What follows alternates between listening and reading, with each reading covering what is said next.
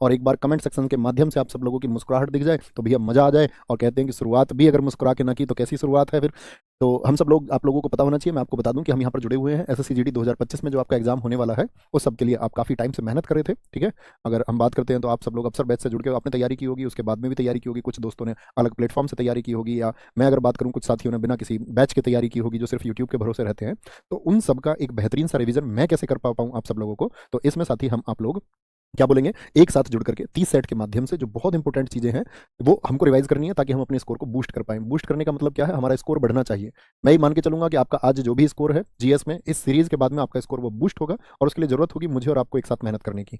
जरूरत के लिए आप सब लोग एक बार प्रॉमिस ये लिख देंगे मुझे कि भैया प्रॉमिस ये है कि जब हम नेक्स्ट सेट में आएंगे तो पिछले सेट को एटलीस्ट 10 मिनट रिवाइज करके आएंगे। ये 10 मिनट का रिवीजन मैं आपसे चाहूंगा कि हर रोज क्लास में आने से पहले आप कोई से भी 10 मिनट अपने बचा लें और एक बार जो है उसको रिवाइज कर लें। ठीक है, दूसरा क्वेश्चन आप सब लोगों को आएगा। एक तो कोशिश करना दोस्त, आप सब लोग सीख चुके होंगे, जिस क्वेश्चन का आंसर आप बहुत अच्छे से जानते हैं तो उसको नोट्स में बार बार लिखने का कोई अर्थ नहीं। भाई जब आपने आंसर दे दिया तो आप ही तो जानते थे, तो उसको नोट्स में आप अपने में ना लिखें। ठीक है, शॉर्ट नोट्स बनाएं की पॉइंट्स की, मैं इस बात को नहीं जानता हूं इस सेट में, ये मुझे लिखने योग्य है, बाकी मेरे साथ अपनी चीजों को आप रिवाइज करें। ठीक है, और रही बात नोट्स की, तो आपको आरडब्ल्यू एप्लीकेशन में जो पीडीएफ है, पीडीएफ नोट्स यहाँ पर मिलते हैं, वहां पर आप जाओगे तो आपको मिल जाएगा जीडी 2025 जो जीएस प्रैक्टिस सेट है उसमें एक फोल्डर बन जाएगा, तो वहां पर पीडीएफ मिल जाएगी। यहाँ तक की बात समझ में आई, नोट्स कैसे बनाने हैं। बात आई हमारा टारगेट क्या रहेगा, 30 सेट का हमारा टारगेट रहेगा। 30 सेट्स के माध्यम से हम डेली, अगर बात करूं तो डेली 25 क्वेश्चन कर रहे होंगे। वो कभी जरूरत के हिसाब से शायद अगर अच्छा एक्सप्लेनेशन बनेगा, बहुत अच्छे क्वेश्चन होंगे तो 20 कर लेंगे, नहीं तो 25 करेंगे। क्योंकि 20 क्यों नहीं कर रहे हैं, वेब एग्जाम में 20 आते हैं, मुझे लगता है कि भाई 25 क्वेश्चन हो जाए तो और हम एक एक दो दो क्वेश्चन जो है सब्जेक्ट वाइज बढ़ा सकते हैं। तो हमें कोई दिक्कत तो नहीं है अगर 25 क्वेश्चन की प्रैक्टिस करें, क्योंकि इससे कोई अंतर नहीं आता कि 15 की प्रैक्टिस हम करें या 30 की। बात यह है कि जब मैं आपके लिए उस क्वेश्चन को लेकर आ रहा हूं, मेरा मतलब होगा कि मैं आपको उस टॉपिक को क्लियर कराना चाहता हूं कि उस टॉपिक से रिलेटेड आप लोगों को एग्जाम में कौन कौन से पॉइंट्स हैं या क्या आपसे पूछा जा सकता है, उन सारी चीजों को हम ध्यान में रखेंगे। ठीक है, सबसे पहले किसी भी एग्जाम को आप देते हैं तो दोस्त ये तो पहले तो हमारा टाइम टेबल है। टाइम टेबल आपको पता होना चाहिए, सुबह मैथ्स की क्लास दीपक सर सुबह 8 बजे, हिंदी की क्लास नीरज सर अभी 2 बजे, इस क्लास से तुरंत पहले, जीएस 3 बजे, और रीजनिंग आपका 4:30 बजे राहुल शर्मा सर यानी मेरे बाद में जो है वो रीजनिंग की क्लास होगी। आप लोगों को ये 4 क्लास एसएससी जीडी के लिए बड़े महत्व की हैं। अगर मैं आप पूछेंगे मुझसे कि भैया मैं जीडी के अलावा किसी और एग्जाम के लिए इसको करूँ ना करूँ, तो ऐसे क्वेश्चन कोई मत पूछना प्लीज, थंबनेल पे लिखा हुआ है क्लास किसके लिए है। ओके, चलो भाई अब बात करते हैं जो पिछला सेगमेंट रहा एसएससी जीडी की, भैया जो टॉपिक वाइज क्वेश्चन हमसे पूछे जाएंगे वो क्या होंगे, इसका स्क्रीनशॉट लेकर के आप रख लें। स्टैटिक जीके मतलब टोटल आप लोगों को पता होना चाहिए, पिछली बार 53 शिफ्ट हुई थी जिसमें हर शिफ्ट में जीएस के 20 क्वेश्चन पूछे गए, तो ऑल ओवर अगर हम बात करें टोटल 1060 क्वेश्चन आपके पूछे गए, जिसमें आपका स्टैटिक जीके के सबसे ज्यादा क्वेश्चन पूछे गए थे 318, current affairs 182, economics 159, history 121, polity 121, geography 106 and science आपका 53 क्वेश्चन। यानी सबसे कम जो क्वेश्चन पूछे गए हैं वो हम बात करें आपका साइंस और ज्योग्राफी के पूछे गए हैं। लेकिन दोस्त किस पिछले एग्जाम में किसी सब्जेक्ट का रेशियो कम रहा है, ये बिल्कुल जरूरी नहीं होता कि अगली बार जो आप एग्जाम देने जा रहे हैं उसमें ये सेम रेशियो रहने वाला है। तो अपने सब्जेक्ट्स पर आप लोग कमांड जो है वो बराबर रखेंगे। ऐसा नहीं है आप ये देख करके कि भैया साइंस तो पूछी नहीं जाती, चलो मैं साइंस को नहीं पढ़ता हूं। ऐसा बच्चे एक बार दिल्ली पुलिस में कर चुके हैं, अगली बार जब 2017 में नहीं पूछेगी तो उन्होंने पूछा 2020 में साइंस के खूब सारे क्वेश्चन उन्हें मिले, उन्होंने सोचा पीछे तो नहीं पूछेगी। ठीक है, कोई दिक्कत कोई परेशानी इस बात में। तो सब्जेक्ट वाइज जो क्वेश्चन पूछे जाते हैं, आपका स्टैटिक जी के 6 से 7 क्वेश्चन मिलेंगे आपको 20 में से। करंट अफेयर्स आपके 3 से 4 क्वेश्चन इस सेट के लिए। आप करंट अफेयर्स आप पढ़ रहे हैं अभी या नहीं बताएं मुझे। सुबह आप लोगों को करंट अफेयर्स के लिए यहाँ पर आदर्श सर क्लास कराते हैं, आप लोगों को पता होना चाहिए आदर्श सर की क्लासेस जो करंट अफेयर्स से कर रहे हैं, क्योंकि करंट अफेयर्स अगर मैं बात करूँ एक अनसर्टेन ही सब्जेक्ट है कि आप उस पर विशेष एक मेहनत करें, तो जो रेगुलर क्लास आप जैसे करते हैं वैसे करते रहें। ओके, स्टैटिक जीके की बात करते हैं दोस्त आपका 6 से 7, इकोनॉमिक्स की बात करेंगे आपका 2 से 3, हिस्ट्री 3 से 4, आपका पॉलिटी 3 से 4, ज्योग्राफी 2 से 3 और साइंस 1 से 2 क्वेश्चन। कम ज्यादा रेशियो हो सकता है, एग्जामिनर ने कहीं आपको नहीं लिख के दिया है कि भैया मैं तो जो है पॉलिटी के आपसे 3 ही क्वेश्चन पूछूंगा, हो सकता है वो 6 पूछ ले। उसने बोला स्टैटिक जीके के 6 दूंगा, लेकिन हम जो तैयारियां प्रैक्टिस करेंगे वो इस पैटर्न पर करेंगे। ओके, कोई दिक्कत कोई परेशानी, सारी बातें क्लियर हैं, कोई और बात तो नहीं है। अब जब आप आगे पढ़ोगे तो बीच में कोई डिस्टर्बेंस तो नहीं करोगे, बातें तो नहीं करोगे अनावश्यक, सिर्फ क्या करना है, सिर्फ आंसर करने हैं। मैं आपसे जो क्वेश्चन पूछूंगा उम्मीद करूंगा कि मेरे प्यारे बच्चे अब तक इस बात को पढ़ चुके होंगे, मेरे सारे दोस्त बहुत स्ट्रांग होंगे, आज तक अपने सपनों के लिए मेहनत करते हुए आए होंगे। ऐसा कोई नहीं होगा जो पेपर के अभी जाग रहा होगा कि बोले भैया मैंने अब तक कुछ नहीं पढ़ा अब मैं ये कर लूँ। तो ऐसा चमत्कार नाम की कोई चीज स्टडीज में नहीं होती है, चमत्कार आप मेरी क्लासेस से बिल्कुल नहीं कर सकते हैं। तो आप अंत में मायूस हो गए अगर आप सोच रहे हैं कि भैया मैं आपकी इन क्लासेस से एकदम चमत्कार कर दूं और कुछ मैंने नहीं पढ़ा है। तो जिनको बेसिक समझ है, जो थोड़ा बहुत जानते हैं और इसको करेंगे, तो मैं ये बोलूंगा कि वो जरूर कुछ मैजिक कर सकते हैं, और उस मैजिक के इंतजार में हम हमेशा रहे हैं। इस बार एसएससी जीडी का रिजल्ट आप देख चुके होंगे, उससे पिछला एसएससी जीडी देखिए, उससे पिछला देखिए, उससे पिछला देखिए। आरडब्ल्यू की एक विशेष पहचान रही है और इस 3 बजे के सेट की जीएस के लिए एक विशेष पहचान रही है। लेकिन विशेष पहचान मेरी वजह से नहीं रही साथी, विशेष पहचान रही है आपकी वजह से कि आप इतनी मेहनत करके चीजों को सीख के पेपर में परफॉर्म करके आते हो। और अभी मैं बच्चों से बात करता हूं कि भैया 20 में से 20 भी बच्चों का मिलता है, अच्छे बच्चे का 20 में से 12 भी मैंने देखा है, 20 में से 18 भी बच्चे का मैंने देखा, 20 में से 14 भी मैंने देखा है। तो वो आप ही बच्चे होते हैं कि कितना स्कोर आप कर सकते हैं, वो आपकी जिम्मेदारी है। ठीक है, इतनी सारी बातें मैं आपसे इसलिए कर रहा हूं क्योंकि आप सब लोगों को मेरी कक्षाओं के बारे में पता होगा कि इसके बाद में हम जो है शायद पूरी सीरीज भी खत्म हो जाएगी, तो हम उस तरह की अब गाइडेंस प्रोग्राम पे बात नहीं करते हैं। अभी मैं शुरू में जो आपको गाइड कर रहा हूं वो फॉलो करना पूरी सीरीज के दौरान। ठीक है बॉस, ठीक है बॉस। ओके 30 क्लासेस में क्या सब कुछ कवर हो जाएगा आपका? बहुत बेहतरीन रिवीजन एग्जाम के लिए आपकी बहुत सारी कौन कौन सी चीजें जो बूस्ट कर सकते हैं स्कोर को, कौन से टॉपिक्स। मैं इसमें ये भी काम करूंगा जिस सब्जेक्ट का वो टॉपिक जिस पर आपकी पकड़ नहीं हो पाती है। कई बार थ्योरी क्लासेस जब हम पढ़ते हैं, ठीक है, कि स्टैटिक में भी कई बार ये होता है, जैसे मैं स्टैटिक पढ़ा रहा हूँ आपको, तो उसमें भी होता है कुछ टॉपिक ऐसे होते हैं जब हम क्रम से चलते हैं तो उन टॉपिक्स पे हम मतलब पहुंच ही नहीं पाते हैं। पॉलिटी में ऐसे कई टॉपिक्स होते हैं कि हम उन पर नहीं पहुंच पाते हैं, ठीक है, या अन्य सब्जेक्ट के, तो वो सब भी इसमें कवर करने का काम हम कर रहे होंगे। तो शुरू करें दोस्त, शुरू करें सर। स्टैटिक जीके की बुक, बेटा स्टैटिक जीके की बुक 1 जनवरी से पहले नहीं, न्यू ईयर से पहले नहीं स्टैटिक जीके की बुक, ठीक है, उसको अभी अपडेट होने दो। जीएस निधि जो ऑब्जेक्टिव फॉर्म में है, इसको नोट कर लो। तुम मेरे पास लगातार मैसेज करते हो, जो स्टैटिक जीके की हमारी बुक है वो अपडेट हो रही है, इसलिए इस बार मैंने आप सब लोगों से मना किया था कि 10 तारीख की सेल में उसको मत खरीदना। ये 1 जनवरी, 1 जनवरी के बाद बात करना है इसकी, है ना, 1 जनवरी पर बात करना है इसकी, 1 जनवरी पर। जीएस निधि जो ऑब्जेक्टिव फॉर्म में है, इसकी भी बात कब करना आप लोग? 1 जनवरी को करना। थम्स अप करो, इससे पहले नहीं बोलेंगे इस बारे में, मैंने आपको पहले ही बता दिया ये। तो बहुत शुरू करते हैं। आप सबको सैल्यूट है जो लोग क्लासेस में जुड़ चुके हैं। बस प्रयास करना, आपका स्कोर चाहे कम रहे चाहे ज्यादा रहे, इस सेट में जो चीज आपने सीखी है उसको अगले दिन आप गलत नहीं होने देंगे। मैं आपसे कोई क्वेश्चन पूछूं, आप उसका जवाब नहीं दे पा रहे हैं, उससे घबराना नहीं है। बात ये अगली बार ये प्रश्न एग्जाम में पूछा जाए या भैया पूछे तो जरूर बताना है। ओके, तो बस एक बार जबरदस्त तरीके से सैल्यूट आप सबको फिर से, और शुरू करते हैं। आपका पहला क्वेश्चन आप सब लोगों के सामने है, कौन सा भारतीय शास्त्रीय नृत्य केरल राज्य में प्रचलित सदियों पुरानी मार्शल आर्ट को प्रतिबिंब करने के विस्तृत रंगीन श्रृंगार और द्वितीय मुखौटों द्वारा प्रतिष्ठित है? मतलब केरल में होता है। कभी कभी क्वेश्चन की लैंग्वेज देख करके हम डरेंगे, वो नहीं डरना है। केरल में, ओडिसी क्या केरल में होता है? नहीं भैया, ओडिशा में होता है। कहां पर होता है भैया? ये ओडिशा स्टेट में होता है, ओडिशा में होता है, ठीक है। कथकली कहां पर होता है भैया? ये केरल में होता है। मोहिनी अट्टम कहां पर होता है भैया, बताएंगे? मोहिनी अट्टम कहां पर होता है? मोहिनी अट्टम आप कहेंगे ये भी केरल में होता है। कुचिपुड़ी कहां पर होता है? ये आंध्रा स्टेट में होता है। कहां पर? आंध्र प्रदेश में होता है, आंध्र प्रदेश में। तो आप कहेंगे भैया एलिमिनेशन का भी प्रयोग करें? हाँ जी। अब बात आई, आगे की बात करें। मार्शल आर्ट है और साथ में आपका श्रृंगार से भरी हुई है। किससे? श्रृंगार, यानी कि मेकअप या मास्क उसमें है। तो मास्क किसमें होते हैं? आपका कथकली में होते हैं। किसमें? कथकली में होते हैं, कथकली में, ठीक है। कथकली के बारे में और क्या जानते हैं? कौन से एलिमेंट को शो करता है कथकली? कौन से तत्व को? हर नृत्य एक तत्व को दर्शाता है। और जो कथकली है हमारा, वो याद रख लेना, वो आकाश तत्व, किसका साइन है? आकाश तत्व, यानी कि इसका आकाश तत्व का प्रतीक है। क्या बोलेंगे? आकाश तत्व का प्रतीक है, ठीक है। और अगर मैं आपसे पूछूं यहाँ पर साथी क्या होता है, कला के 5 रूप होते हैं। क्या होते हैं? कला के 5 रूप होते हैं। कितने रूप होते हैं बोलेंगे? पूछेगा कथकली में कला के कितने रूप होते हैं? 5 रूप होते हैं, जिसमें एक होता है आपका लिटरेचर। लिटरेचर को लिखिए साहित्य, हिंदी में क्या बोलते हैं लिटरेचर को? साहित्य बोलते हैं। पेंटिंग को हम बोलते हैं चित्रकारी। क्या बोलते हैं? पेंटिंग को हम बोलते हैं चित्रकारी। डांस को हम बोलते हैं नृत्य। म्यूजिक को हम बोलते हैं संगीत। और साथ ही एक्टिंग को हम बोलते हैं आपका अभिनय। ये 5 तत्व उसमें होते हैं, ठीक है। 5 तत्व उसमें होते हैं। मुझे बताइए शास्त्रीय नृत्यों की कुल संख्या कितनी है?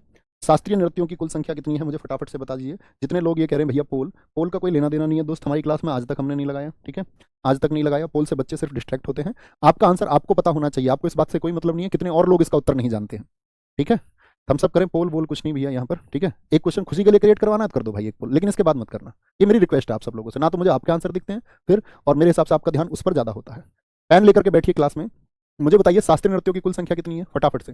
शास्त्रीय नृत्य यानी कि आपका जो क्लासिकल डांस होते हैं वो कितने हैं? तो क्लासिकल डांस आप कहोगे भैया क्लासिकल डांस जो है वो आपका 8 है। कितने हैं? 8। किस बुक से हमको क्लासिकल डांस के बारे में पता चलता है? तो बुक कौन सी है बताएं फटाफट से? तो आप बोलेंगे बुक है भैया हमारी, बुक है आपका भरत मुनि की, और भरत मुनि ने उस बुक को लिखा जिसका नाम है, भरत मुनि की बुक है नाट्य शास्त्र। क्या नाम है? नाट्य शास्त्र उस बुक का नाम है, और इसी को हम पंचम वेद कहते हैं। 8 अगर शास्त्रीय नृत्यों की हम बात करते हैं तो मुझे बताओ सबसे पुराना शास्त्रीय नृत्य कौन सा है? सबसे पुराना द ओल्डेस्ट क्लासिकल डांस कौन सा है? सबसे पुराना शास्त्रीय नृत्य, तो आप बोलेंगे भैया भरतनाट्यम है। कितना पुराना है दोस्तों फटाफट से बोलो, कितना पुराना है? तो आप बोलेंगे भैया 2000 वर्ष पुराना है। कितना? 2000 वर्ष पुराना ये आपका है, ठीक है। भरतनाट्यम किस स्टेट में होता है? आपका तमिलनाडु में होता है, तमिलनाडु में होता है। दूसरा, अभी मैंने आपको बताया कथकली और मोहिनी अट्टम कहाँ के हैं? मोहिनी अट्टम, मोहिनी किसने रूप धारण किया था मोहिनी का? बताएं जरा, भस्मासुर का वध करने के लिए किसने धारण किया था? तो आप बोलेंगे भगवान विष्णु ने मोहिनी का रूप धारण किया था। तो पूछा जाता है कौन सा डांस है जो भगवान विष्णु के स्त्री रूप को दर्शाता है? स्त्री रूप को, तो मोहिनी। अच्छा मुझे बताओ ऐसा कौन सा स्टेट है जिसके 2 क्लासिकल डांस है? तो वो केरल ही है। क्या बच्चे, केरल के अलावा कोई ऐसा स्टेट है जिसके 2 क्लासिकल डांस हो? कोई ऐसा है? आप कहेंगे नहीं भैया। मुझे बताओ आप यूपी का कौन सा डांस है? आप ऐसे स्टेट से मुझे बताओ यूपी का कौन सा है। मैं आपसे पूछूं मणिपुर का कौन सा क्लासिकल डांस है। मैं आपसे पूछूं ओडिशा का कौन सा है, ओडिशा का कौन सा है, ठीक है। मैं आपसे पूछूं असम का कौन सा है, असम का। क्या बोलेंगे अभी बताएं? तो आप बोलेंगे यूपी का भैया, आपका यूपी का सारे लोग बताएंगे सत्रिया बता रहे हैं कुछ, तो गलत हो भाई तुम। यूपी का भैया कथक होगा, कथक। क्या होगा? कथक होगा। और नॉर्थ इंडिया में अकेला क्लासिकल डांस है, किसमें? नॉर्थ इंडिया में। उत्तर भारत में कोई और क्लासिकल डांस होता है क्या? देखो ये तमिलनाडु, तो ये साउथ का, केरल ये साउथ का। मणिपुर कहाँ का है बताएंगे? मणिपुर भैया ये आपका मणिपुरी होगा, यहाँ पर क्या होगा? मणिपुरी होगा। और ओडिशा में क्या होता है? उसी के नाम से ओडिसी होता है, ओडिसी। असम में क्या होता है? असम में सत्रिया होता है, असम में होता है सत्रिया। तो आप कहोगे भैया आपने ये 6 और एक 7 बता दिए, एक हमने नहीं लिखा है, वो आप बताओगे कौन सा है। आप बताएंगे 8वां जो क्लासिकल डांस यहाँ पर मिसिंग है तो वो कौन सा है, तो आप कहेंगे भैया वो है हमारा कौन सा, कुचिपुड़ी। अब देखो एग्जाम में इन सबसे क्या क्या क्वेश्चन बनता है। कुचिपुड़ी भैया आपका आंध्रा का है, आंध्रा का। जैसे सबसे पुराना कौन सा है आपका, वो भरतनाट्यम है। सबसे नया कौन सा है इन सारों में, बताएं भाई। सबसे नया कौन सा है, तो वो सत्रिया है। क्या बोलेंगे, वो भैया सत्रिया है, सत्रिया। ये क्या है, सबसे नया है। कितने साल पुराना है ये भैया मुश्किल से आज से जो है 500 वर्ष पुराना है। 500 वर्ष पुराना, कितना, 500 वर्ष पुराना है। अब मुझे ये बताओ इस डांस को किसने बनाया था, सत्रिया को, फटाफट से। डांस को किसने बनाया था भैया, इसको इसको भैया श्रीमत शंकर देव ने, श्रीमत शंकर देव ने। बताओ किसके प्रदर्शन के लिए लाया गया था सत्रिया को, भैया असम में एक नाटक होता है अंकिया नाट, क्या, अंकिया नाट के प्रदर्शन को, अंकिया नाट के प्रदर्शन को, यानी कि आपका क्या बोलेंगे, अंकिया नाट को परफॉर्म करने के लिए, अंकिया नाट को परफॉर्म करने के लिए, ठीक है। अच्छा मुझे बताओ साउथ के कितने क्लासिकल डांस हैं, आपसे प्रश्न पूछेगा दक्षिण भारत में, साउथ में कितने क्लासिकल डांस होते हैं। बच्चा आंसर करने हैं जबरदस्त तरीके से, तभी पता चलेगी आपकी इफिशियंसी कि आपने आज तक क्या सीखा है। साउथ के कितने हैं भैया, एक तो भरतनाट्यम हो गया तमिलनाडु साउथ में, केरल साउथ में इंडिया में, मोहिनीअट्टम साउथ में, कुचिपुड़ी साउथ में। तो साउथ के कितने हैं, सबका आंसर आया साउथ इंडिया के 4 हैं। मुझे बताओ नॉर्थ ईस्ट के कितने हैं, यानी पूर्वोत्तर भारत के कितने हैं, तो पूर्वोत्तर भारत का भैया एक तो मणिपुर हो गया, एक असम हो गया। तो क्या बोलेंगे आपका नॉर्थ ईस्ट के 2 हैं। साउथ ईस्ट, साउथ का मतलब दक्षिण, ईस्ट का मतलब पूर्व, यहाँ का कौन सा है साउथ ईस्ट का, तो भैया जी साउथ ईस्ट का आपका ओडिसी है, एकमात्र है ओडिसी। और उत्तर भारत के कितने हैं, तो उत्तर भारत का अकेला है, इसीलिए सबसे ज्यादा पूछा जाता है कथक, एक ही है बस बच्चों, क्या है, उत्तर भारत का सिर्फ एक ही है। ठीक है, एक क्वेश्चन और पूछते हैं आपसे, जो कुचिपुड़ी है आंध्र प्रदेश का, आंध्र प्रदेश के किस जिले से लिया गया है कुचिपुड़ी, और एक बेहतरीन स्टूडेंट होने का कमेंट जरा मुझे दिखा दीजिए ताकि मैं कह सकूं कि हाँ मैंने इन्हें कुछ सिखाया है। आंध्र प्रदेश के किस जिले का है, आंध्र प्रदेश के किस जिले का, तो क्या बोलेंगे कृष्णा जिले में भैया। कृष्णा जिले में एक गांव है जिसे हम कहते हैं क्या, कुचैलापुरम, और कुचैलापुरम के नाम पे ही लिया गया है कुचिपुड़ी। तो ये 8 याद रखोगे, 8 याद रखेंगे जी भैया। अच्छा मुझे बताओ आप 8 याद रखोगे, एक सेमी क्लासिकल डांस भी तो है, वो कौन सा है, एक साथी आपका सेमी क्लासिकल डांस भी तो है जिसको हम बोलते हैं अर्ध शास्त्रीय नृत्य। तो मेरे प्यारे बच्चे अर्ध शास्त्रीय नृत्य किसको कहते हैं, अर्ध शास्त्रीय नृत्य भैया आपका छऊ को कहा जाता है, छऊ को। छऊ कितने राज्यों में सेलिब्रेट होता है दोस्त, तो छऊ भैया जी 3 राज्यों में सेलिब्रेट होता है। कितने में, छऊ 3 स्टेट्स में सेलिब्रेट होता है। एक होता है पहला मयूरभंज छऊ, क्या बोलेंगे, मयूरभंज छऊ होता है, और मयूर क्या कर देता है, मयूर उड़ जाता है, उड़ बोले तो भैया ये ओडिशा में होता है। कहाँ पे होता है, ओडिशा में होता है। दूसरा आपका सरायकेला छऊ होता है, क्या बोलेंगे जी, सरायकेला छऊ होगा। और सरायकेला छऊ कहां पर आपका, सरायकेला भैया झारखंड में, क्या बोलोगे, झारखंड में होता है, ठीक है, क्या बोलेंगे, झारखंड में होता है। और तीसरा कौन सा होता है, पुरुलिया छऊ, पुरुलिया छऊ, पुरुलिया छऊ भैया, कोई इसको बोलते हैं वेस्ट बंगाल में। कहां पर है ये, पश्चिम बंगाल में, पश्चिम बंगाल में। तो वेस्ट बंगाल, बंगाल का मतलब होगा हमेशा बंगला। अब कोई बंगला खरीदेगा तो पूरा लिएगा बंगला या आधा बंगला लेगा, तो भैया पूरा लिया बंगला, पूरा लिया बंगला। तो पुरुलिया बंगला, और आपका मयूरभंज उड़ीसा, और सरायकेला झारखंड में, ये 3 छऊ हैं। इन्हीं को हम सेमी क्लासिकल डांस या छऊ भी कहते हैं। प्रश्न संख्या 2 पे आ जाओ। हर रोज ऐसे ही आंसर करने हैं और उतने जबरदस्त तरीके से चीजों को रिवाइव करना है। एग्जाम के लिए जो भी बोर्ड पे लिखूंगा एक एक अक्षर बहुत महत्वपूर्ण है, ये बात याद रख लेना। लिम किस राज्य का प्रसिद्ध लोक नृत्य है, लिम, मिजोरम, नागालैंड, उड़ीसा, अरुणाचल प्रदेश। भैया जी नागालैंड का है, ठीक है, नागालैंड का। लिम को याद रख लेना। इसी लिम का दूसरा नाम होता है नूरा लिम, नूरा लिम। नूरा फतेही डांस करती हुई देखी है, कैसे डांस मुड़ मुड़ के नाचती है, नाग की तरह भैया। नागालैंड, जैसे नाग ऐसे चलता है ना ऐसे, तो क्या बोलेंगे, नूरा लिम कहाँ का है, नूरा लिम नागालैंड का है, नागालैंड का। नागालैंड के और डांस बताना जरा मुझे कौन से। नाग भैया चोंग होता है, यहाँ का चोंग होता है। रेंगमा, नाग कैसे चलता है, रेंग रेंग के चलता है भैया, रेंग रेंग के, रेंग रेंग के रेंगमा होता है भैया। मोड से लेता है चलते टाइम, मोड से, मोड से डांस कहाँ का भाई, नाग जब चलेगा ऐसे ही तो चलेगा भैया, मोड से लेता है। और ऐसे ही नूरा फतेही मोड से, क्या बोलेंगे, मोड से हो गए, मोड से। नाग को बांस से पकड़ सकते हैं भैया या नहीं, बिल्कुल पकड़ सकते हो। जेलियांग, क्या बोलेंगे, जेलियांग, जेली होती है एक आपका पकड़ने के लिए, ऐसे आपने अपने घर देखी हो, उसमें ऐसे होते हैं 4-5, किसान के पास में होती है भूस वगैरह के लिए, तो जेली से भी पकड़ सकते हो, ठीक है। एक आपका सदल के नहीं, बहुत इंपॉर्टेंट है दोस्त, इसको महत्वपूर्ण मार्क करना, हर एक चीज महत्वपूर्ण है जो बोर्ड पे लिखूंगा। सदल के नहीं कहाँ का है, वो आपका दोस्त कहाँ का है, वो नागालैंड का है। कहाँ का, नागालैंड का। मिजोरम के कभी भी डांस आएंगे तो एक ही पहचान मैं आपको बताऊंगा, टम और लम। खुल्लम, बताओ भाई एक एक डांस आप भी बताओ। खुल्लम, चेलम, चेलम, ठीक है, खानटम, खानटम, रेंगटम। तो जितने भी डांस लम और टम वाले हैं वो कहाँ की पहचान है दोस्त, बोले एक बार, तो आप बोलेंगे वो भैया मिजोरम की है, ठीक है। अच्छा ओडिशा की अगर हम बात करते हैं, ओडिशा के कौन से हैं, गोटी पुआ, गोटी पुआ और पेंका डांस है, क्या बोलोगे, पेंका डांस है, पेंका डांस है। अरुणाचल प्रदेश की अगर हम बात करें, वांचो और पासी।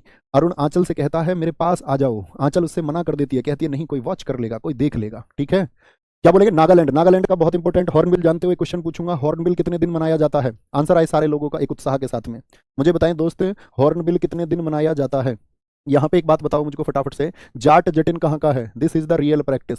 जाट जटिन कहाँ का है बोलो भाई फटाफट से, जाट जटिन कहाँ का? हिंट दे दूं, वहीं का है जाट जटिन जहाँ का विदेशिया है। जाट और जटिन, चौधरी साहब और चौधरी साहब जी का क्या हो गया आपका? ये विदेश में गए, कहाँ करने? बिहार करने गए भैया, ये विदेश में। बिहार का कहाँ का है ये बिहार के हैं। मैं आपसे पूछूं, मुझे बताओ पंडवानी और सुवा कहाँ के हैं? पंडवानी डांस कहाँ का है और सुवा डांस कहाँ का है? क्या बोलोगे भैया? छत्तीसगढ़ का है, छत्तीसगढ़ का, छत्तीसगढ़ का। तीसरा मुझे बताओ, रणमाले और मांडे कहाँ के हैं? रणमाले और मांडो डांस कहाँ के हैं? भैया जी गोवा के हैं, गोवा के। कहाँ के? गोवा के हैं, गोवा के। हल्ली साका और टिप्पाणी कहाँ के हैं? हल्ली साका और टिप्पाणी डांस, क्या बोलोगे? क्या बोलोगे? हल्ला मचाया और खूब टिप्पणी करी किस आदमी पर? जो गया गुजरात था, गुजरात, गुजरात। क्या बोलेंगे जी? गुजरात हो गया आपका। और मुझे बताओ लांबी और वीरगासे कहाँ के हैं? लांबी और वीरगासे कहाँ के हैं दोस्त? ये भैया जी कर्नाटक के हैं। कहाँ के हैं? कर्नाटक के हैं। लांबी और वीरगासे कहाँ के हैं? वो कर्नाटक के हैं। बोलो भाई, रोज 10-10 20-20 डांस याद करने हैं, रोज 10-10 ऐसे ही आपका त्योहार, रोज ऐसी 10-10 20-20 करके म्यूजिकल इंस्ट्रूमेंट, ऐसे हम अपने टॉपिक्स को कवर करेंगे। नहीं जानते हो इनमें से कोई भी, कल तैयार मिलना चाहिए, कल याद होना चाहिए। ठीक है, चाहे एक भी नाम नहीं जानते हो, लेकिन खुद से प्रॉमिस करोगे तो सब कुछ कर सकते हो। खुद से प्रॉमिस किया हुआ नहीं निभा सकते तो दुनिया में कुछ नहीं कर सकते। फिर बस ये है कि मैंने प्रॉमिस किया, मैं इसे निभाऊंगा। निम्नलिखित में से कौन सा भारतीय संगीतकार है जो सर्वोच्च नागरिक सम्मान भारत रत्न प्राप्त करने वाला पहली गायिका है भारत रत्न पाने वाला? ए आर रहमान को क्या भारत रत्न मिला? R D Burman, M S Subbulakshmi है भैया। किस वर्ष में मिला एम एस सुब्बुलक्ष्मी को? क्या बोलेंगे भैया? एम एस सुब्बुलक्ष्मी 1998 में। क्या बोलोगे? 1998 में। अब एसएससी एक चीज और पूछने लगी है, इनका पद्म विभूषण, क्योंकि भारत रत्न इतना पूछ लिया इनका, तो क्या बोलेंगे? पद्म विभूषण भी इनका भैया याद रखेंगे 1975 में। रमन मैगसेसे अवार्ड इनको कब मिला था? एम एस सुब्बुलक्ष्मी जी को रमन मैगसेसे अवार्ड, जो किस सरकार द्वारा? फिलीपींस देती है। कौन सी सरकार देती है बोलेंगे? रमन मैगसेसे अवार्ड को कौन सी सरकार देती है? तो ये मिला था इनको एक वर्ष पहले 1974 में। आपसे पूछेगा इन्होंने यूएन में प्रदर्शन कब किया था? यूएन में इन्होंने परफॉर्म किया था दोस्त, यूएन में इनकी परफॉर्मेंस हुई थी 1966 में। ये 4 क्वेश्चन पूछे जाते हैं हमें सुब्बुलक्ष्मी जी से। अब बताओ मुझे, लता मंगेशकर जी को किस वर्ष में मिला था? ऑप्शन में आता है कौन सी महिला संगीतकार है। बहुत सारे बच्चे लता मंगेशकर लिख के आ जाते हैं, यहाँ याद रख लेना पंडित रविशंकर को दूसरे नंबर पर मिला है। पूछे दूसरे कौन है संगीतकार, क्योंकि इनको मिला 1999 में। ठीक है, और अगर मैं बात करूं बिस्मिल्लाह खान जी को कब मिला है? बिस्मिल्लाह खान जी को कब मिला आपका? कौन सा वाद्य यंत्र बजाते हैं बिस्मिल्लाह खान जी? भैया शहनाई, शहनाई बजाते हैं। बिस्मिल्लाह खान हो गए शहनाई से। और मुझे बताओ आप, बिस्मिल्लाह खान 2001 हो गए। और आपका एक और कौन है? लता मंगेशकर जी को किस वर्ष में मिला था? लता मंगेशकर जी को भारत रत्न पूछूंगा 1-2 दिन बाद, आप कहोगे भैया 2001 में। यानी ये क्या है? ये तीसरे हैं आपका, ये दूसरे हैं, और एम एस सुब्बुलक्ष्मी पहली हैं।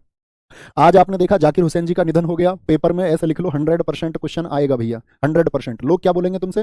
वो पूछेगा जाकिर हुसैन जी का, देखो क्वेश्चन ऐसे पूछेगा, जाकिर हुसैन जी को पद्म विभूषण कब मिला था? 2023 में। पीवी बोले तो पद्म विभूषण, पद्म विभूषण। भारत सरकार जो सिविलियन अवार्ड देती है, नागरिक सम्मान देती है, वो कितने नागरिक सम्मान देती है? उनमें सबसे शीर्ष पे भारत रत्न। पहले नंबर पर कौन होता है बोलो? भारत रत्न। दूसरे नंबर पर कौन होता है? वो आपका पद्म विभूषण, ऐसे लिखूंगा मैं हमेशा क्लासेस में, PV फॉर पद्म विभूषण। तीसरा पद्म भूषण होता है, B फॉर भूषण। और चौथा आप बताओ कौन सा होता है? तो भारत रत्न सबसे बड़ा, दूसरे नंबर पे कौन सा होता है? पद्म विभूषण होता है, तीसरे पे पद्म भूषण होता है, और चौथे पे कौन होता है बच्चों? पद्म श्री होता है। आप सबने लिखा पद्म श्री होता है भैया। तो इनको पद्म विभूषण मिला 2023 में, ये बात याद रख लेना, बड़ी इंपॉर्टेंट और बड़े काम की बात है। अच्छा, दूसरा क्वेश्चन इनसे बन जाएगा, इनको ग्रैमी अवार्ड कब मिला था? ग्रैमी अवार्ड ये संगीत में मिलता है, ग्रामोफोन अवार्ड 2024 में। ठीक है, अब इनको पूछेगा पद्म भूषण कब मिला था?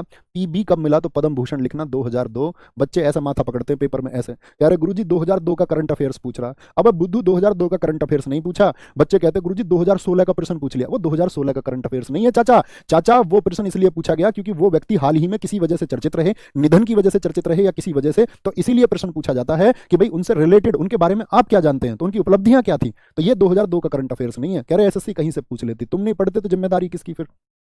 क्या बोलेंगे भाई? ग्रैमी 2024 में, और पद्म भूषण इनका 2002, क्योंकि आज ही निधन हुआ। इनकी तीनों चीजें याद रख लेनी है। आरडी बर्मन, ये भैया म्यूजिशियन है, बहुत बार पूछा जाता है आरडी बर्मन साहब कौन थे? ये म्यूजिशियन है, म्यूजिशियन। ठीक है, और इनको हम बोलते हैं पंचम दा। किनको पंचम दा के नाम से जाना जाता है? तो पंचम दा कौन है? आरडी बर्मन है। मद्रास में जन्मे AR रहमान, अल्लाह रखा रहमान, इनको बोलते हैं Mozart of Madras, Mozart of Madras. मेरा एक प्रश्न है बच्चों, आपसे जरा बताना, इनको ऑस्कर मिला है या नहीं मिला है? इनको ऑस्कर मिला है या नहीं मिला है? बोलो भाई फटाफट से। ऑस्कर मिला है इनको, AR रहमान को? जी भैया 2009 में इनको ऑस्कर मिला था। किस गाने के लिए? जय हो सॉन्ग के लिए। और जय हो सॉन्ग कौन सी मूवी का है? Slum dog Millionaire. किसका? स्लम डॉग मिलेनियर का है जी। अब यहां से और बताऊं और क्या क्वेश्चन पूछा जाएगा, ध्यान देना जरा मेरी बात को। इसी गाने के लिए AR रहमान को तो मिला है ऑस्कर। इसी गाने के लिए जो पहला ग्रेमी कौन सी महिला है मुझे बताओ जिन्होंने जीता है? पहला ग्रेमी किस महिला को मिला है? पहला ग्रेमी जो मिला है साथी वो 2010 में मिला तन्वी साहा को। किसको? तन्वी साहा को। और ये पहला ग्रेमी महिला को पूछ रहा हूं मैं, पुरुष को नहीं। पहला महिला को जो ग्रेमी मिला वो 2010 में तन्वी साहा को। किस गाने के लिए? जय हो गाने के लिए। अच्छा भैया ये तो महिला हो गई, तो किसी पुरुष को भी तो मिला होगा पहला, या भारत में कोई पुरुष है जीतने वाला? नहीं। आप कहोगे हाँ है ना, पंडित रविशंकर। और पंडित रविशंकर जी को मिला 1968 में। कौन? ये जो पंडित रविशंकर है ना, इनको सबसे पहले ग्रेमी मिला है। सबसे पहले ग्रेमी। कौन सी एल्बम थी इनकी बताना, कौन सी एल्बम के लिए इनको ग्रेमी मिला था? सबसे पहले ग्रेमी इनको मिला साथी आपका, और सबसे पहले ग्रेमी मिला 1968 में। एक एल्बम लिख दी इन्होंने भाई साहब ने, कौन सी? कहाँ लिख दें, कहाँ लिख दो, यहाँ लिख लो, आराम से लिखना। वेस्ट मीट्स ईस्ट, पश्चिम का पूर्व से मिलन। पश्चिम का पूर्व से मिलन, पश्चिम का। इनको यूं तो 5 ग्रेमी मिल चुके हैं, लेकिन सबसे पहले भारतीय यही है। याद रखेंगे जी, आगे आ जाओ। भारत में हॉकी की सबसे पुरानी प्रतियोगिता कौन सी है? क्या बैटन कप है, क्या बॉम्बे गोल्ड कप है, या एमसीसी मुर्गप्पा गोल्ड कप है, अब्दुल्ला खान गोल्ड कप है? भैया जी आंसर करेंगे, बैटन कप है। कब का है जी? बैटन कप पुराना है तो कब का है बताओ भाई? बैटन कप है 1895 का, 1895 का। ठीक है, हॉकी के बारे में याद रखेंगे। अच्छा मुझे बताओ, ये चारों कप क्या हॉकी से संबंधित हैं? जी भैया। मुझे बताओ, हॉकी का जो मैच होता है वो कितनी देर का होता है? हॉकी का जो मैच होगा साथी वो आपका 60 मिनट का होता है, पहले 70 का होता था। 60 मिनट कैसे होता है बताएं जरा भैया? 15-15 मिनट के 4 क्वार्टर होते हैं। कितने कितनी देर के? 15-15 मिनट के भैया 4 क्वार्टर होते हैं। जो पहला और दूसरा क्वार्टर है यहाँ पर होता है आपका 15 मिनट का ब्रेक। तो पहली बात तो याद रख लेना, हॉकी के मैच में ब्रेक कितनी देर का होता है? बोलो भाई फटाफट से।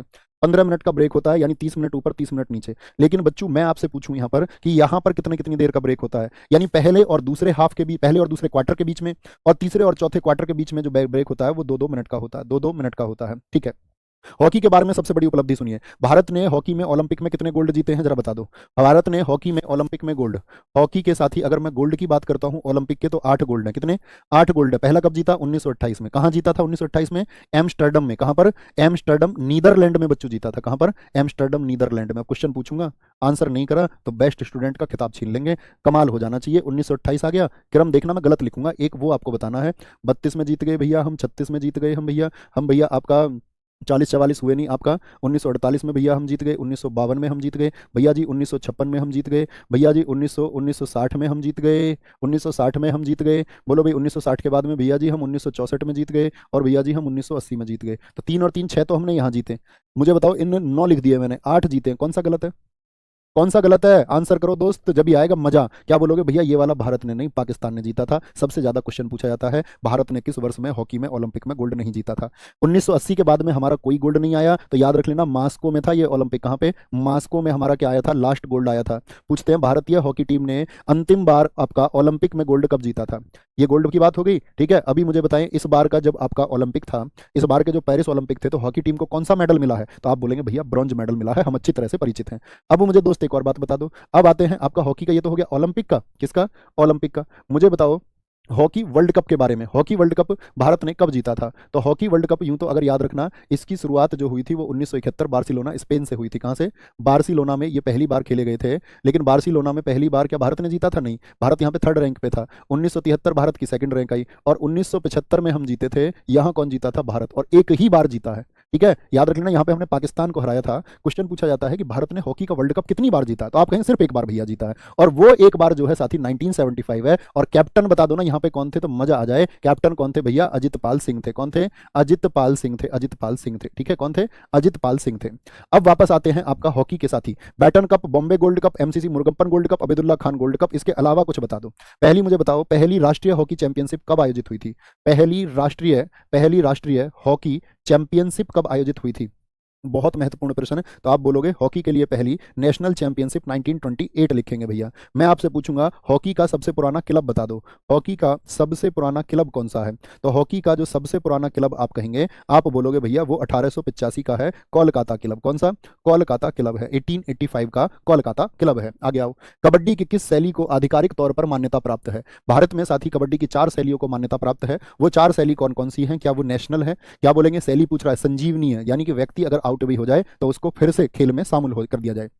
तो कितनी स्टाइल है आप बोलना भैया। हॉकी वो सॉरी कबड्डी की यहाँ पर 4 शैली हैं। एक आपका संजीवनी हो गई, एक अमर हो गई, एक आपका साथी क्या बोलेंगे, एक आपका हुत्तू 2 हो गई। कौन सा? हुत्तू 2 हो गई। और एक आपका हो गई साथी गामिनी। क्या बोलोगे? गामिनी, गजगामिनी नहीं, गामिनी। ठीक है, कबड्डी। मुझे बताओ कबड्डी का जो मैच होता है वो कितनी देर का होता है? कबड्डी का मैच कितनी देर का होता है? मजा आएगा दोस्त, बोलो भाई। तो क्या बोलेंगे? कबड्डी का जो मैच होगा साथी, आपका जो मैच होगा वो होता है भैया कितनी देर का? 20, 5, 20, जैसे मैं आपको बताता था। ये 5 क्या है भैया, ये आपका ब्रेक टाइम है। क्या है, ब्रेक टाइम है। और ये किसके लिए है, ये मेल के लिए है, यानी पुरुषों के लिए, पुरुषों के लिए। तो 20 मिनट का पहले एक हाफ होगा, फिर 20 मिनट, तो टोटल देर कितनी होगी, टोटल भैया 40 मिनट का मैच हो गया। अच्छा, महिलाओं का कितनी देर का मैच होता है बताएं, महिला कितनी देर खेलती हैं इसका भैया, 15.5.15 पॉइंट नहीं है भैया, ये सिर्फ हमारा साइन होता था याद कराने का, यानी ब्रेक 5 मिनट ही, और मैच जो होगा 15-15 मिनट के 2 हाफ होंगे, यानी 30 मिनट होंगे। मैदान से क्या क्वेश्चन पूछे जाते हैं बताओ, मैदान याद है, कबड्डी के मैदान से क्वेश्चन पूछा जाएगा कि भैया पुरुषों के लिए जो कबड्डी का मैदान है वो कितना होता है, पुरुषों के लिए जो मैदान होगा,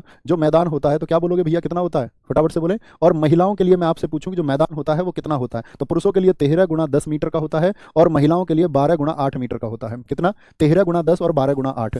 तो पुरुषों के हमेशा मेजरमेंट से क्वेश्चन बनते हैं, इस बात को मार्क करके, इंपॉर्टेंट है, सब कुछ इंपॉर्टेंट है जो लिख रहा हूँ। अच्छा, 13 का आधा कितना होता है बताएं जरा, ये तो हो गई भैया मिड लाइन आपका 6.5 पर, यानी ये भी 6.5 और ये भी 6.5 हो गया, ठीक है। इसके बाद में यहाँ पर एक लाइन होती है जो आधी इसको करती है, उस लाइन को बोलते हैं आपका बॉक लाइन। कितनी दूर होती है, 3.7। ये कौन सी लाइन है, ये भैया आपका बॉक लाइन है, बॉक लाइन। ये कौन सी लाइन है भैया, ये आपका मिड लाइन है, आधी, ठीक है, आधी है ये आपका, आधी। बॉक लाइन से साथ ही आपका 1 मीटर आगे क्या होती है, आपका ये जो जस्ट 1 मीटर आगे होती है, इसको बोलते हैं बोनस लाइन। कौन सी, ये बोनस लाइन होती है, और बोनस लाइन कितनी होती है, वो 1 मीटर होती है। और इसके बाद में ये आपका एंड लाइन होती ही है, क्या होती है ये आपका एंड लाइन होती ही है, और एंड लाइन होती है 1.75। जोड़ो इसको, 3.75 में 1 जोड़ो, 4, 3 और 1 4 और 1 5, और 0.75 1.5, तो 6.5 हो गया, नहीं हो गया आधा, हाँ या ना, अरे बोलो हाँ या ना। क्वेश्चन कैसे पूछा जाता है, क्वेश्चन पूछा जाता है आपसे कि भैया बॉक लाइन और मिड लाइन के बीच की दूरी कितनी होती है, ये बॉक लाइन और मिड लाइन, क्या बोलोगे, 3.75 मीटर। आपसे पूछेगा बॉक लाइन और बोनस लाइन के बीच की दूरी कितनी होती है, तो आप बोलेंगे बॉक लाइन और बोनस लाइन के बीच की ये बोनस लाइन है, ये कितनी है, 1 मीटर। अब मैं आपसे क्वेश्चन पूछूंगा, एंड लाइन से, कबड्डी के मैदान में एंड लाइन से बॉक लाइन के बीच की दूरी कितनी होती है, फटाफट से बताओ, थोड़ा सा लॉजिक लगाना, मैथ से हल्का सा जोड़ है, पता तो चल जाए, ये मेरे बच्चों को मुझे जोड़ सिखाने की जरूरत तो नहीं है। बोलो भाई, एंड लाइन से बच्चों बॉक लाइन के बीच की दूरी कितनी होगी, यानी एंड लाइन तो ये रही खत्म, और बॉक लाइन ये रही भैया, 1.75 ये और एक ये, तो 1.75 और एक जोड़ के कितना हो जाएगा, 2.75 हो जाएगा। आया मजा, अरे बोल दो कुछ तो, आया मजा। देखो जोड़ देख लो, सबके ठीक है, सब कमाल है, ठीक है भाई। तो कबड्डी के बारे में ये बात याद रखेंगे। कबड्डी के मैदान में खिलाड़ी कितने होते हैं बताओ फटाफट से, खिलाड़ी भैया कबड्डी के मैदान में होते हैं 7, और 5 होते हैं एक्स्ट्रा, याद रख लेना, एक्स्ट्रा कितने होते हैं, 5 खिलाड़ी एक्स्ट्रा होते हैं। कबड्डी के लिए जैसे क्रिकेट के लिए इंडियन प्रीमियर लीग IPL है, ऐसे ही कबड्डी के लिए प्रो कबड्डी लीग की शुरुआत कब हुई थी, प्रो कबड्डी लीग की शुरुआत कब हुई थी, तो प्रो कबड्डी लीग की शुरुआत हुई है 2014 से। किससे, 2014 से। एक खिलाड़ी जाता है, हाथ मारते, कबड्डी कबड्डी कबड्डी कबड्डी कबड्डी, कितनी देर का टाइम होता है उसके पास में, उसको बोलते हैं रेड टाइम। क्या बोलते हैं उसको रेड टाइम बोलते हैं। रेड टाइम मतलब कबड्डी कबड्डी बोलते हुए कितनी देर में आना है उसको, 30 सेकंड में पॉइंट बनाओ या वापस आओ। कबड्डी के लिए इंटरनेशनल हेडक्वार्टर कहां पर है, अंतरराष्ट्रीय मुख्यालय भैया जयपुर में है। पूछे कबड्डी के लिए इंटरनेशनल हेडक्वार्टर बना कब था, 2004 में बना था। कब बना था, 2004 में बना था। कबड्डी के लिए इंटरनेशनल हेडक्वार्टर कहां पर है, जयपुर राजस्थान में है। बना किस वर्ष था, आपका 2004 में बना था। निम्नलिखित में से किस खिलाड़ी की आत्मकथा अनडिस्प्यूटेड ट्रुथ है, अनडिस्प्यूटेड ट्रुथ। अभी हाल ही में एक फाइट बहुत चर्चित रही थी, इसीलिए साथी इस किताब के पूछे जाने के चांसेस बहुत ज्यादा हैं। बोलो भाई, undisputed truth, Kevin Pietersen, Muhammad Ali, Matthew Hayden या माइक टाइसन। कमाल सा उत्तर आ जाए, क्या बोलेंगे, Kevin Pietersen, Muhammad Ali, Matthew Hayden या माइक टाइसन। तो किसकी फाइट हुई थी भैया, अनडिस्प्यूटेड ट्रुथ, ये है आपका माइक टाइसन। इससे फाइट हुई थी, बहुत चर्चित फाइट रही दुनिया की। माइक टाइसन कहाँ के खिलाड़ी हैं भैया, USA के खिलाड़ी हैं, USA के, ठीक है। कुछ किताबें पूछ लूं इंटरनेशनल, बताना जरा। फास्टर देन लाइटनिंग किसकी किताब है, फास्टर देन लाइटनिंग, क्या बोलोगे, फास्टर देन लाइटनिंग। और अपने नोट्स खुद बनाना। I am requesting to you, pen चलाना, दोस्त घिसना, जिसका उत्तर ना जानते हो मत लिखना, ठीक है, लेकिन जिसका उत्तर नहीं जानते हो उसको जरूर लिख लेना। आप कहोगे भैया नहीं मैं तो कंफर्ट में, मैं तो PDF निकालूंगा, बेटा सिलेक्शन से उतने दूर हो गए। जिसने पेन घिसा है, याद रख लेना, ऐसा नहीं है कि जिस पर जग हंसा है, जग तो पागल पर भी हंस देता है, पागल इतिहास नहीं लिखता, ठीक है, जग तो पागल पर भी हंसता। तो वो कहावत बड़ी कमाल की है, जिस पर जग हंसा उसने इतिहास रचा। आपको सोचना अगर सच में पागल हुआ तो जब भी इतिहास लिख देगा, नहीं, आपको वो परिभाषा बदलनी होगी, जिसने पेन घिसा है उसने इतिहास लिखा है, ठीक है। अगर दोस्त हमारी उंगलियों में परमानेंट लाइन हो गया ना, तो ये आपकी में भी होनी चाहिए, ये सोच लेना। आओ आगे, फास्टर देन लाइटनिंग किसकी, उसेन बोल्ट की। बताओ उसेन बोल्ट किस देश का धावक है, जमैका का भैया, कहाँ का, जमैका का धावक है। मूवमेंट्स पुस्तक किसकी है, मूवमेंट्स पुस्तक उसकी है, जिसको CR7 कहा जाता है, यानी कि भैया रोनाल्डो बताओ किस देश के लिए फुटबॉल खेलते हैं भैया, पुर्तगाल के लिए। मुझे बताओ अनस्टॉपेबल किसकी बुक है, अनस्टॉपेबल, बहुत महत्वपूर्ण पुस्तकें हैं ये, बहुत पूछी जाती है। My life so far, unstoppable my life so far, ये मारिया सारापोवा की है। कहाँ की है मारिया सारापोवा, बोलो भाई, मारिया सारापोवा कहाँ की है, वो आपका भैया एक टेनिस खिलाड़ी है। बोलो भाई कहाँ की है, सर्व टू विन किसकी है, नोवाक जोकोविच। बताओ किस देश के हैं, नोवाक जोकोविच भैया सर्बिया के हैं। कहाँ के हैं, सर्बिया के हैं। ये भी एक टेनिस खिलाड़ी हैं भैया। मारिया सारापोवा रूस की हैं। बच्चे का नाम दिखा दिया करो भाई मुझे, जो कभी कभी इतनी तेजी से कमेंट करते हैं ये। बोलो भाई फटाफट से, बहुत feet on the ground, both feet on the ground, ये किसकी बुक है? Both feet on the ground, ये डेविड बेकहम की है, ठीक है। डेविड बेकहम बड़ी चर्चित किताब रही, इंग्लैंड के फुटबॉलर थे, इंग्लैंड के फुटबॉलर थे। बोलो गेम चेंजर किसकी है? गेम चेंजर किसकी बुक है? गेम चेंजर शाहिद अफरीदी, किसकी? शाहिद अफरीदी की बुक है भैया, शाहिद अफरीदी की बुक है। इंडियंस की किताब पूछूं, क्रिकेटर्स की बताना, प्लेइंग इट माई वे किसकी है? Playing playing it my way, playing it my way, फटाफट से आंसर करो भाई, मजा आ जाना चाहिए भैया। सचिन की किताब है, हम जानते हैं, सचिन तेंदुलकर जी की है। अच्छा ठीक है, मुझे बताओ बिलीव पुस्तक किसकी है? बिलीव पुस्तक किसकी है? बिलीव, बोलो भाई, बिलीव पुस्तक किसकी है? भैया सुरेश रैना की है, किसकी है? सुरेश रैना की है। अच्छा बताओ चलो, आपका एक किताब है a century is not enough, बताओ भाई किसकी है? A century is not enough, क्या बोलेंगे? A century is not enough, ये किसकी है? ये सौरभ गांगुली की है भैया, किसकी है? सौरभ गांगुली की बुक है, किसकी है? सौरभ गांगुली की। अरे बता रहे हो ना। अच्छा बताओ, मुझे बताओ आप लोग, the test of my life किसकी है? The test of my life, तो आप क्या बोलोगे भैया? The test of my life वो है युवराज सिंह जी की, किसकी? युवी, जिसने स्टुअर्ट ब्रॉड की गेंदों में 6 गेंदों पे कितने छक्के मारे थे? 6 छक्के मारे थे भैया। केरल राज्य में मकर संक्रांति को क्या कहा जाता है? केरल राज्य में मकर संक्रांति, पहले तो बताओ मकर संक्रांति किस दिन बनता है? जिस दिन इसको पूछा था किस त्योहार को स्नान और दान का त्योहार कहते हैं। इस दिन नहाया भी सुबह सुबह जाता है और डोनेशन भी देनी पड़ती है, दान भी। तो आप क्या बोलोगे भैया? 14 जनवरी को। ठंड में नहाना पड़ेगा अभी। हमारी मम्मी, हमारे तो घेर में ट्वेल्व थी, उसे चला के सुबह को, और ये कहते थे सारे के सारे कूद जाओ इसमें। 14 जनवरी ठंड में, हमें याद है, हमेशा नहाए हैं हम, अब भी नहाएंगे 14 जनवरी को भी। बताओ जी, मकर संक्रांति को क्या कहते हैं केरल में? तो मकर संक्रांति कहते हैं क्या? नहीं भैया, उसको मकर विलक्कू बोलते हैं, मकर विलक्कू। मकर विलक्कू फेस्टिवल किस मंदिर में होता है? सबरीमाला मंदिर। और सबरीमाला मंदिर कहां पर है दोस्त आपका? तो आप बोलेंगे भैया केरला में है। केरला में कौन से भगवान जी को? तो आप बोलना भगवान अयप्पन की याद में ये आयोजित होता है, भगवान अयप्पन की याद में, ठीक है। अच्छा मुझे बताओ, माघ बिहू कहां पर बोलते हैं? देखो जैसे मकर संक्रांति में बोलूं तो यूपी में बोलते हैं इसको मकर संक्रांति, जो दिल्ली में इसको मकर संक्रांति कहते हैं। यूपी में तो इसका एक नाम और है, यूपी में तो एक नाम और है, बताओ क्या बोलते हैं मकर संक्रांति को? भैया खिचड़ी त्योहार। क्या बोलते हैं इसको? यूपी में किस त्योहार को खिचड़ी त्योहार कहा जाता है? तो खिचड़ी पर्व किसको बोलते हैं? मकर संक्रांति को। माघ बिहू कहां पर कहते हैं मकर संक्रांति को? भैया हिमाचल प्रदेश में, ठीक है। लोहड़ी कहां पर? आपका पंजाब में। ये मकर संक्रांति के बस स्थानीय नाम है अलग अलग। उत्तरायण बताओ कहां पे बोलते हैं? उत्तरायण जो उत्सव है ये कहां पर? यहां पर साथी याद दिलाऊं, एक इंटरनेशनल पतंग उत्सव भी होता है। इंटरनेशनल पतंग उत्सव कहां पर होता है भैया? उत्तर में। उसके उत्तर में पूरी गुजर गई रात, लेकिन उसका उत्तर नहीं आया। उत्तर नहीं आया, सोच रहा लड़का हाँ में आएगा। करना एक बात बताया, ऐसा नहीं, त्योहार का नाम पूछता हूं मैं आपसे। आप बताओ एलू बिरोधू कहां पर बोलते हैं इसको? एलू बिरोधू फेस्टिवल कहां का है? तो एलू विरोधू कहा जाता है इसको कर्नाटक में। एलू विरोध कर रहा है उसका, बोला ना ना ना, नाटक कर रहा था भाई, विरोध नहीं कर रहा था, नाटक कर रहा था विरोध करने का। पोंगल, पोंगल का मतलब पागल, और पोंगल पागल हो जाएंगे कब? जब तुम मिलने नहीं आओगे। तुम मिलनाडू पोंगल। मुझे बताओ पोंगल कितने दिन मनाया जाता है दोस्त? पोंगल कितने दिन मनता है भैया, मजा आ जाए? पोंगल मनता भैया 4 डेज। कितने डेज? 4 डेज। किस किस की पूजा होती है? बड़ा पूछा जाता है। पहले दिन मनता है आपका भोंगी पोंगल। भोंगी पोंगल में किसकी पूजा होती है? ठीक है। एक मनता है इसमें आपका सूर्य पोंगल। क्या बनता है? सूर्य पोंगल बनता है। एक इसमें आपका मट्टू पोंगल मनाया जाता है, मट्टू पोंगल, ठीक है। मट्टू, मैं टे ऊ, मट्टू पोंगल। और एक होता है कानुम, कानुम पोंगल। कौन सा? कानुम पोंगल होता है। तो भोंगी पोंगल में किसकी पूजा होती है? इंद्र देवता की। सूर्य पोंगल में सूर्य की। मट्टू में आप बताओ किसकी पूजा होती है? परिचय दीजिए बेहतरीन स्टूडेंट होने का। मट्टू पोंगल में कौन से जानवर की पूजा की जाती है? मजा आए तो मट्टू पोंगल में आप कहेंगे भैया जी मट्टू पोंगल में जो है वो बैल की पूजा होती है, सांड की अर्थात ऑक्स पूजा होती है। किसकी? बैल की पूजा होती है। सौरभ सौरभ बोडमवाड ने एकदम ठीक आंसर दिया है। तो पोंगल कहां पर है? तमिलनाडु में है। माघ साजी, माघ बिहू मैंने आपको बता दिया। एक बताओ माघी संक्रांति कहां पर मनाते हैं? माघी संक्रांति बच्चों, ये मकर संक्रांति का ही नाम है, माघी संक्रांति। बिहार वालों बोल दो एक साथ, बोल दो भैया बिहार में मनाई जाती है, बिहार में। पेड़ा पोडुंगा कहां पे मनाई जाती है? इसी का नाम है पेड़ा पोडुंगा। अब एग्जाम में आ जाएगा, कहोगे भैया ये तो फेस्टिवल बड़ा अलग सा था, ये भैया मकर संक्रांति का नाम है। पेड़ू पोडुंगा कहाँ का है? आंध्र प्रदेश का, आंध्र प्रदेश का। पाना संक्रांति कहाँ पे मनता है बताओ? पाना संक्रांति कहाँ पर मनाया जाता है? पाना संक्रांति है भैया जी ओडिशा में, ठीक है, ओडिशा, ठीक है। उड़ गई वो अब नहीं पाने की, पाने की अब नहीं पाने की, भाई उड़ गई वो, कुछ भी रिलेट कर लो। निम्नलिखित में से कौन सा शब्द हमारे संविधान की प्रस्तावना में नहीं लिखा है? प्रियम्बल में नहीं लिखा है। बच्चों याद रख लेना, क्रम से चलेंगे, प्रियम्बल से शुरू करके आपका जैसे आप पढ़ते हैं आर्टिकल से वैसे ही क्रम से पढ़ते हुए पूरी पॉलिटी को रिवाइज करा देंगे। ऐसे ही मीडिएवल हिस्ट्री से शुरू करेंगे, हिस्ट्री को, क्योंकि सबसे ज्यादा वेटेज एसएससी जीडी में जो रहता है वो मीडिएवल और मॉडर्न हिस्ट्री का रहता है। तो पहले उनके क्वेश्चंस कवर करेंगे और फिर लेंगे एंशिएंट इंडिया के क्वेश्चंस, ठीक है। ऐसे हमारी जर्नी रहेगी। ओके, कोई दिक्कत? थम्स अप कर दें जी भैया।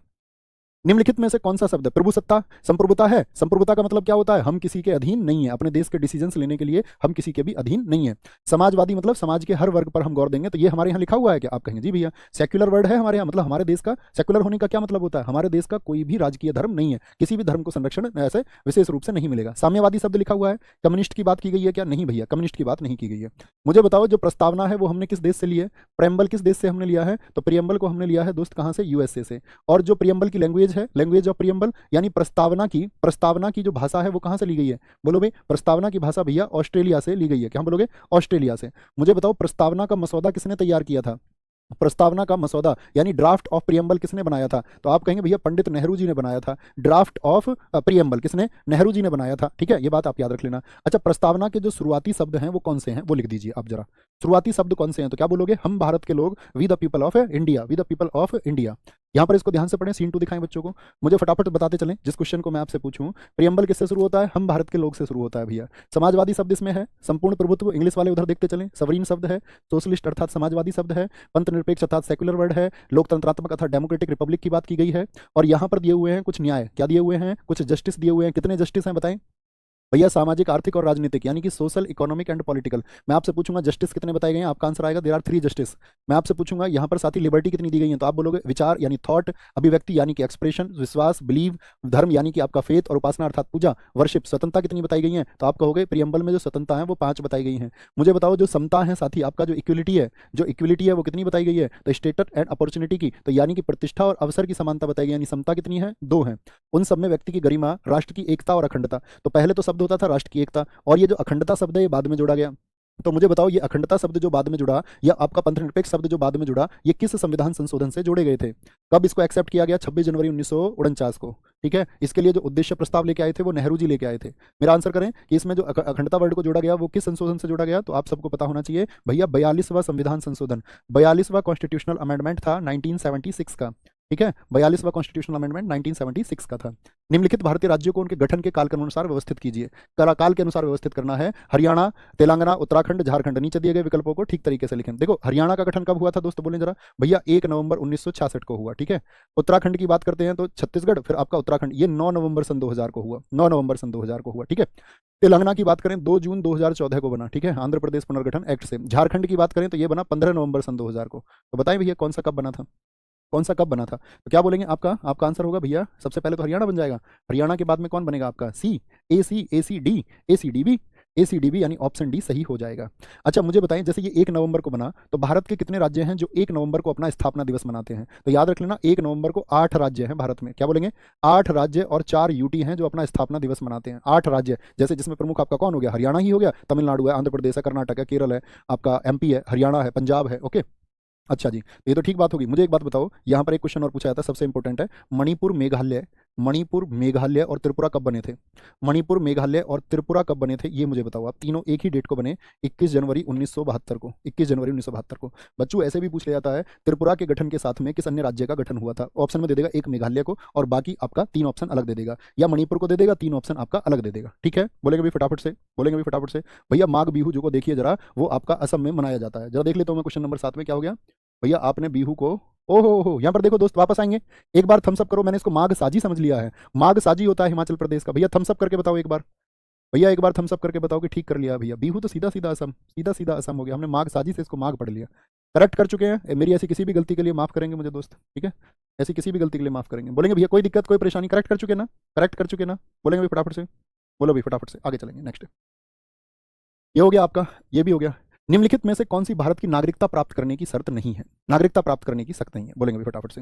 निवास स्थान, संपत्ति रखना, वंश और पंजीकरण। तो क्या बोलेंगे? ऑनिंग प्रॉपर्टी यानी कि संपत्ति रखना। क्या बोलेंगे? संपत्ति रखना। सर मैं आपके ऑफिस में आया था, मुझे वापस कर दिया गया जॉब के लिए। बेटा आप सब लोगों को पता होना चाहिए, सबकी अपनी लिमिटेशंस होती हैं, ठीक है ना? और हमारा आज देश में 2 करोड़ से ज़्यादा स्टूडेंट हमारे पास हैं, बहुत सारे बच्चे आते हैं, लेकिन उसके लिए दोस्त एक बात तो सोचो आप, क्या ऐसा संभव है कि आप सब लोग मजबूरी बताएं या कोई भी बच्चा, और सबको अपनी, हमारी भी तो अपनी लिमिटेशंस होंगी ना? ऐसा तो नहीं हो सकता ना, है ना? आप नहीं, यहाँ से ऐसे बहुत सारे बच्चे उम्मीद से आते हैं और सैकड़ों बच्चों को वापस किया जाता है हर महीने, क्योंकि पॉसिबल ही नहीं है, पॉसिबल भी नहीं है, उतना तो आपको समझना होगा, ठीक है ना? आगे बोलेंगे जी। निम्नलिखित में से कौन सी भारत की नागरिकता प्राप्त करने की शर्त नहीं है? संपत्ति रखना, इससे सिर्फ नागरिकता नहीं, क्योंकि किसी अंग्रेज की भी संपत्ति हो सकती है, निवास स्थान से हो सकता है। हाँ जी। अच्छा मुझे बताओ, नागरिकता प्राप्त करने के कितने तरीके हैं? नागरिकता प्राप्त करने के कितने तरीके? वंश से प्राप्त हो जाएगी? जी भैया। पंजीकरण से हो जाएगी? प्राकृतिकरण से, नेचुरलाइजेशन से हो जाएगी? नहीं हो जाएगी? जी भैया। नेचुरलाइजेशन से भी हो जाएगी। और किसी क्षेत्र को शामिल कर लें, क्षेत्र को शामिल करके, जैसे मुझे बताओ एक बार आप, आपका सिक्किम जब हमने शामिल किया तो वहां के लोगों को नागरिकता मिली या नहीं? बाई एक्वायरिंग द एरिया, तो वहां के लोगों को नागरिकता मिल गई अपने आप ही। जी भैया मिल गई। तो यानी कि 5 तरीके होते हैं संपत्ति के लिए। क्या बोलेंगे? 5 तरीके होते हैं नागरिकता को ग्रहण करने के लिए। मुझे बताओ नागरिकता अधिनियम कब आया था?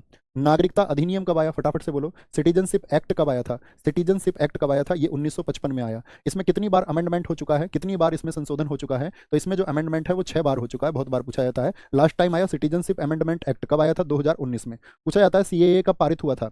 सीएए कब पास हुआ? तो आपको बोलना है भैया ये पास हुआ था आपका 11 दिसंबर 2019 को। और ये लागू कब से हुआ था बताएंगे? सीएए लागू कब से हुआ था ये आपको बताना है। तो लागू हुआ था ये आपका 10 जनवरी 2020 से लागू हुआ था। ठीक है, कब से लागू हुआ? 10 जनवरी 2020 से। सिटीजनशिप अमेंडमेंट एक्ट, ये आपको पता होना चाहिए। ठीक है, मुझे बताइए नागरिकता भारत के संविधान के किस भाग में है? तो नागरिकता के बारे में कौन सा भाग बताता है आपको? सिटीजनशिप के बारे में, नागरिकता के बारे में बताता है दोस्त आपका भाग 2। अब मुझे बताइए नागरिकता के लिए कुल अनुच्छेद कितने हैं? फटाफट से आंसर करें। नागरिकता के लिए कुल अनुच्छेद कितने हैं? तो आप कहोगे आर्टिकल 5 से 11 हैं। तो भैया जी हम कहेंगे 4 घटा दीजिए शुरू वाले, यानी कुल मिलाकर के 7 आर्टिकल हैं। नागरिकता के लिए कुल कितने अनुच्छेद हैं? 7 अनुच्छेद हैं। कितने हैं? 7 अनुच्छेद हैं, ये आपको पता होना चाहिए। अच्छा अब मुझे बताओ नागरिकता पर जो कानून बनाने का अधिकार है वो किसको है? प्रश्न पूछा जाता है नागरिकता पर कानून कौन बनाएगा? संसद, यानी कि पार्लियामेंट को लॉ मेकिंग के राइट्स हैं। और किस आर्टिकल के अनुसार? तो आपका आंसर आना चाहिए आर्टिकल 11 के अनुसार। क्या बोलेंगे? आर्टिकल 11 के अनुसार नागरिकता पर जो कानून बनाएगा वो किसके एप्लीकेबल होंगे? वो संसद के एप्लीकेबल होंगे। मुझे बताओ दोस्त नागरिकता छीनने के कितने तरीके हैं? नागरिकता छीने जाने के तो 3 तरीके होते हैं। कितने? 3 तरीके होते हैं। अच्छा मुझे बताओ जो नागरिकता है हमने, ये किस देश के संविधान से? हमारे यहाँ पर एकल नागरिकता है। देश में कैसा है? सिंगल सिटीजनशिप है। और एकल नागरिकता को हमने किस देश से लिया है? तो आप बोलोगे भैया ब्रिटेन के संविधान से लिया। ब्रिटेन के। बेटा जीडी लेवल पढ़ना है या इधर उधर का लेवल पढ़ना है? एक बार बताओ। जीडी लेवल या भैया अनाप शनाप कुछ भी बता दो, या कुछ भी बताने लग जाओ भैया, बस बहुत सारे नोट्स भर जाए, या ये हो कि जीडी का एकदम से परफेक्शन लेवल हो और एग्जाम में कमाल हो जाए? मुझे बता दो इतना निम्नलिखित में से, क्योंकि बाकी बच्चे होंगे वो अलग अलग एग्जाम के, वो सोचेंगे कि भाई मेरे एग्जाम का लेवल भी मैच हो मेरे का। लेकिन मैं फिर से बता देता हूँ इस क्लास में जो होगा वो जीडी का लेवल मैच होगा। ना तो हमको यहाँ पर ज्ञान दिखाना है अपना, ना आपको एडवांस बनना है, ना आपको बहुत सारा ऐसा कि मुझे तो सब कुछ दे दो इसमें। ठीक है, उसके लिए फिर मेरी बाकी सीरीज पड़ी हुई है। जिनको लेवल चाहिए, लेवल से खुश होते हैं वो विजेता सीरीज जाके कर लो। जिनको ये है कि इफेक्टिव, जिनको जीडी नहीं करना, मैं उनकी बात कर रहा हूँ, वो आपका विजेता सीरीज कर लो। बहुत लेवल की, सीजीएल मेंस लेवल तक की है, वो आपका पीसीएस प्रीलिम्स लेवल तक की है। और आपको जिनको ये है कि भैया मेरी तो तैयारी हो चुकी है, बहुत अच्छी है, एडवांस लेवल पे कुछ और भी चाहिए जो विजेता से कम हो, तो नायक कर लीजिए। जीडी के लेवल के लिए ये है ओनली जीडी। देखो एक बार कमेंट में, ओनली जीडी, ओनली जीडी। ठीक है, निम्नलिखित में से अरब वासियों के भारत पर आक्रमण के मुख्य कारण कौन से थे? धन दौलत लूटने आए थे क्या देश में? हाँ जी भैया।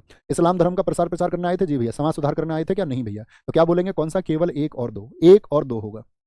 भारत पर अरब आक्रमण हुआ दोस्त, आप सब जानते हैं। तो किसने किया था सबसे पहले? भैया 711 में आपका अबेदुल्ला आया। अबेदुल्ला आया। अबेदुल्ला आपका क्या पास हो गया था? नहीं भैया, कामयाब नहीं हुआ। बुदेल। किसने हराया था इन दोनों को? बताना भैया। इनको भारत में कौन था आपके बताएं? राजा दाहिर थे, उन्होंने हराया था। राजा दाहिर को इतिहास में कमजोर दिखाया जाता है। ये तो जब इनको स्थानीय शासकों ने हेल्प नहीं की तब 712 में कासिम आकर के सफल हुआ, क्योंकि निरंतर आक्रमण से तो कोई भी व्यक्ति कमजोर हो जाएगा ना। तो राजा दाहिर यहाँ पर हार गया और कासिम यहाँ पर सफल हो गया।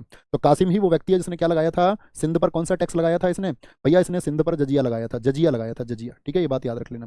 तो कासिम कौन बना? आपका पहला पहला अरब आक्रमणकारी बना ये भारत में, पहला अरब आक्रमणकारी। मेरा क्वेश्चन आपसे ये है, भारत पर पहला तुर्क आक्रमणकारी कौन है? देखो भारत पर याद रख लेना, सबसे पहले भारत पे आक्रमण करने आए थे ईरानी। ईरानियों में हकामनी साम्राज्य को हराया सिकंदर ने उरावेला के युद्ध में, गोगामेला के युद्ध में। यूनानियों के बाद में आए इंडो ग्रीक। इंडो ग्रीक के बाद में आए आपका शक। शकों के बाद में आए भारत में पहलव। पहलवों के बाद में भारत में आए कुषाण, कुजल कुटफिसेस जिसका संस्थापक था। ठीक है, आईजी साहब पी के आए। फिर आपका देश में आए अरब। कौन आए? अरब। अरब के बाद में आए आपका देश में तुर्क। ये बात याद रख लेना, अरब के बाद में कौन आए? फिर तुर्क आए थे हमारे देश में। ओके, नेक्स्ट, तराइन की पहली लड़ाई किस वर्ष लड़ी गई थी? तराइन की पहली लड़ाई तो क्या बोलेंगे? 1191 में लड़ी गई थी भैया। 1191 में कौन आया था भारत लड़ने इस लड़ाई को? तो इसके लिए हमको जानना होगा मोहम्मद गोरी। मोहम्मद गोरी को जानना होगा। और मोहम्मद गोरी ने भारत पर जो आक्रमण किए 1175, 1178, 1191, 1192 और साथ ही आपका क्या बोलेंगे 1194, ये 5 इसके वॉर बहुत इंपॉर्टेंट है। ठीक है, क्या बोलेंगे? 1175 आपका मुल्तान, क्या बोलेंगे? मुल्तान में। 1178 पाटन गुजरात पर, कहाँ बोलोगे? अच्छा, जब इसने 1178 पाटन गुजरात पर अटैक किया था तो यहाँ पर कौन था आपका? सोलंकी वंश के कौन से शासक थे? सोलंकी वंश के शासक थे। मुल्तान को तो ये जीत गया था, तो सोलंकी वंश के शासक थे यहाँ पर भीमदेव। कौन? भीमदेव। माता का नाम बताओ, उनकी माता कौन सी थी जिन्होंने, मैं कहता हूँ, मोहम्मद गोरी पर ऐसी तलवार चलाई कि मोहम्मद गोरी नपुंसक हो गया और 13 साल तक नहीं लौटा भारत में। तो उनकी माता का क्या नाम था बताएंगे? भीमदेव नहीं, उनकी माता का नाम बताओ दोस्त। जो माता, बहुत बढ़िया, नायिका देवी यहाँ पर लीड कर रही थी। नायिका देवी। भीमदेव तो 4 साल के थे यार, वो तो 4 साल के थे। ठीक है, मूलराज बोलते हैं उनको, मूलराज नाम था। 1191 ये आपका तराइन फर्स्ट है। ये क्या है? ये बच्चा तराइन फर्स्ट है। और तराइन फर्स्ट किस किस के बीच में हुआ? मोहम्मद गोरी वर्सेज में कौन है? वर्सेज में पृथ्वीराज चौहान, जिनको पृथ्वीराज चौहान जी तृतीय कहते हैं। पृथ्वीराज चौहान जी तृतीय थे, इन्हीं का नाम है राय पिथौरा। बताओ कौन जीता इस वॉर को? सोचना है, कमेंट नहीं करना। सोचो, इस वॉर को मोहम्मद गोरी हार गया था और भाग गया मोहम्मद गोरी, वापस आया तो हुआ तराइन सेकंड। तराइन सेकंड किस किस के बीच में हुआ पूछा जाएगा, तो मोहम्मद गोरी और पृथ्वीराज चौहान। लेकिन इस बार मोहम्मद गोरी की जीत हो गई और पृथ्वीराज चौहान हार गए। अच्छा, पृथ्वीराज चौहान जी को जो विश्वासघात किया था या गोरी को सपोर्ट किया था, किसने किसने किया था सपोर्ट? यहाँ पे जयचंद ने। और चंदावर का वॉर, मोहम्मद गोरी उसका भी सगा नहीं हुआ और फिर क्या बोलेंगे, जयचंद को भी उसने हराया। जयचंद वर्सेस गौरी, और इसमें किसकी जीत हुई? गोरी की। पूछा जाता है जयचंद की ही बेटी थी संयोगिता, जिसको पृथ्वीराज चौहान जी से प्रेम हो गया था और शादी कर ली थी दोनों ने आपस में। हालांकि ये दोनों मौसी मौसी के लड़के थे, जयचंद और पृथ्वीराज तृतीय। अच्छा, मुझे यहाँ पर बताओ, जो जयचंद है ये कहाँ के शासक थे? कन्नौज के। पूछा जाता है राजा जयचंद कन्नौज के किस वंश के शासक थे? तो कन्नौज के गहडवाल वंश के शासक थे। कहाँ के? कन्नौज के गहडवाल वंश के शासक थे। तो क्लियर रहेंगे, गोरी के सारे वॉर क्लियर रहेंगे भैया? जी भैया। इल्तुतमिश के संबंध में से कौन सा कथन या स्टेटमेंट है जो सही नहीं है? उन्होंने चांदी के सिक्के, टक्का और तांबे चलवाए। जी भैया। देखो, पहले मुझे बताओ, यहाँ से पहले इस क्वेश्चन पे वापस आते हैं, पहले एक क्वेश्चन बता दो मुझे, दिल्ली सल्तनत पर कितने वंश हुए? इसकी कॉमन सी जानकारी तुमको है या नहीं? दिल्ली जो सल्तनत थी उसमें कितने वंश हुए बोले भैया? गुलाम, खिलजी, तुगलक, सैयद, लोधी। गुलाम वंश 1206 से 1290 है। खिलजी वंश 1290 से 1320। तुगलक वंश बोलो 1320 से 1414 है। सैयद बोलो बच्चे 1414 से 1451। और लोधी वंश 1451 टू 1526। ये कौन से थे? गुलाम। इनके संस्थापक बताओ सबके, मुझको सोचो। गुलाम वंश के संस्थापक कौन थे? खिलजी वंश के संस्थापक कौन थे? तुगलक वंश के संस्थापक कौन थे? सैयद वंश के संस्थापक कौन थे? और लोधी वंश के संस्थापक कौन थे? यहाँ से कम 8-10 क्वेश्चन बनते हैं। क्या है क्वेश्चन? गुलाम वंश के कौन है भैया? ऐबक संस्थापक है, ऐबक। और ऐबक का खुद का जो शासन रहा वो 1206 से 1210 रहा। पोलो खेलते समय किससे मिलकर कैसे मौत हुई थी इसकी बताएं? पोलो खेलते समय ऐबक की मौत हो गई थी, पोलो खेलते समय। ऐबक को ही हम क्या बोलते हैं बताना जरा? लाख बक्स कहते हैं, लाख बक्स। पील बक्स, लाख बक्स मतलब लाखों का दान देने वाला। पील बक्स अर्थात हाथियों का दान देने वाला, वो यही है। कौन है? ऐबक है, ऐबक। पोलो खेलते समय क्या हो गई थी? इसकी डेथ हो गई थी, डेथ हो गई थी। ऐबक ने अपनी जो राजधानी बनाई थी वो कहाँ पे बनाई थी बताएं? ऐबक ने जो राजधानी बनाई थी अपनी, वो लाहौर बनाई थी। कहाँ पे बनाई थी? लाहौर बनाई थी इसने, लाहौर। ठीक है, ऐबक की मौत हो जाती है। इसके बाद में तो इसका वंश चला, उनको हम पढ़ेंगे धीरे धीरे। खिलजी, मुझे बताइए खिलजी में कौन था? जलालुद्दीन खिलजी। क्या बोलोगे? जलालुद्दीन खिलजी था भैया, जलालुद्दीन खिलजी था। तुगलक वंश में बताइए मुझे कौन था? गयासुद्दीन तुगलक था, GST, गयासुद्दीन तुगलक था। और सैयद वंश में कौन था आपका? खिज्र खां था। कौन? खिज्र खां। लोधी वंश में मुझे बताइए कौन था आपका? बहलोल लोधी। अब यहाँ पे क्वेश्चन मुझे बताएं क्या क्या क्वेश्चन बनते हैं? एक तो इनके संस्थापक, एक इनके वंशक्रम, तीसरी चीज मुझे बताइए सबसे ज्यादा समय पर दिल्ली सल्तनत पर कौन रहा? देखो, दिल्ली सल्तनत रही 1206 से 1526। पूछा जाता है दिल्ली सल्तनत का कुल कार्यकाल कितना था? तो दिल्ली सल्तनत का मतलब 320 साल। इन 320 वर्षों में सबसे ज्यादा समय तक कौन रहा बताएं एक बार? बोलो भाई फटाफट से, कौन रहा? तो आपको सामने दिख रहा होगा, सबसे ज्यादा टाइम तक कौन रहे थे? सबसे ज्यादा कितने वर्ष रहे भैया? 94 ईयर्स। और सबसे कम कौन रहे भैया? खिलजी रहे। कितने ईयर्स रहे? बोलो कितने ईयर्स रहे? सबसे कम टाइम तक किसने रूल किया था? तो खिलजियों ने सबसे कम टाइम तक रूल किया। ठीक है, तो उसी गुलाम वंश में इल्तुतमिश जो शासक रहा है वो 1211 से लेकर के 1236 तक रहा है। ठीक है, 1211 से 36। उसने दासों की आधिकारिक कुलीनता को चालीसा के रूप में आपका स्थापित किया था, चालीसा के रूप में स्थापित किया था। ये प्रश्न पूछ रहा, क्या बोला? चालीसा के रूप में उसको स्थापित किया था। उसने लाहौर के स्थान पर दिल्ली को राजधानी बनाया। उसने दिल्ली में एक कुव्वतुल इस्लाम मस्जिद बनवाई थी। यही गलत है। कुव्वतुल इस्लाम मस्जिद किसने बनवाई है बताएंगे? ये ऐबक ने बनवाई। किसने? ये ऐबक ने बनवाई थी। आपसे कभी भी पूछे 2.5 दिन का झोपड़ा किसने बनवाया था? 2.5 दिन का, जो 2.5 दिन में बना था, 60 आवर्स में। कितने घंटे में? 60 घंटे में बना था भैया 2.5 दिन का झोपड़ा। कितने घंटे में? इसीलिए तो उसको बोलते हैं 2.5 दिन, 24 दूनी 48 और 12 60। अच्छा बताओ मुझे, 2.5 दिन का झोपड़ा पहले क्या था टूटने से पहले? तो वो भैया संस्कृत का एक मंदिर हुआ करता, संस्कृत का एक विद्यालय हुआ करता था, जिसको बनाया था किसने? अजमेर के एक शासक थे ललित विग्रह राजफोर्ट। और उनके दरबारी कवि थे ललित विग्रह राज के कौन? हरिकेल। हरिकेल जो संस्कृत के नाटक लिखता था, उसकी कविताएं उस स्कूल पर लिखी हुई थी, जिसको ऐबक ने तुड़वा दिया, जिसको ऐबक ने तुड़वा दिया। बात क्लियर? थम्स अप करो। अरे जो मैं बोल रहा हूँ समझ पा रहे हो या नहीं? टाइगर हो ना तुम, बताओ भाई फटाफट से। कभी ऐसे ही हो उल्टे सीधे बोले भैया मैंने तो आज ही पेन उठाया पढ़ने के लिए, आज से पहले पढ़ाई नहीं था। बुद्धू, अभी और पढ़ना पड़ेगा फिर। बढ़िया। लाहौर के स्थान पर तो दिल्ली का वास्तविक शासक क्यों बोलते हैं हम? इसीलिए बोलते हैं इल्तुतमिश को। इसने क्या बनाया था? चालीसा, जिसको क्या बोलते हैं? तुर्क ए चहलगानी। मुझे बताओ तुर्क ए चहलगानी में कितने सरदार थे भैया? 40 सरदार थे। कितने? 40 तुर्क सरदार थे। कैसे लोग थे? 40 तुर्क सरदार। और इस तुर्क ए चहलगानी को किसने खत्म किया था? बलबन ने। कैसे मारा था इनको? चुन चुन के। बलबन ने इनको मारा था, बलबन ने। ओके, बोलेंगे भाई आगे। रजिया सुल्तान रिक्त स्थान की पूर्ववर्ती थी। रजिया सुल्तान, रुकनुद्दीन फिरोज की, बहराम शाह, मसूद शाह और बलबन। तो रजिया सुल्तान जो है आपका किसकी पूर्ववर्ती, मतलब किससे पहले गद्दी पर बैठी? पहले बताओ रजिया सुल्तान का शासनकाल कितना है? 1236 से 40। इसकी बेटी है ये किसकी बेटी है बच्चा बताओ? इल्तुतमिश की बेटी है, इल्तुतमिश की बेटी है। और मैं क्या बताता था तुमको, इसको इल्तुतमिश की बेटी है। इसके समय पे एक व्यक्ति ने विद्रोह किया था, वो व्यक्ति कौन है बताओ जरा? इसके समय पे जो विद्रोह किया था वो किसने किया था? अल्तुनिया ने। कहाँ पर था अल्तुनिया? ये तुर्क के चहलगानी जो 40 सरदार थे उन्हीं में से एक है। कहाँ था ये तबर हिंद में है। थम्स अप करके बताओ कहानी सुनी है या नहीं?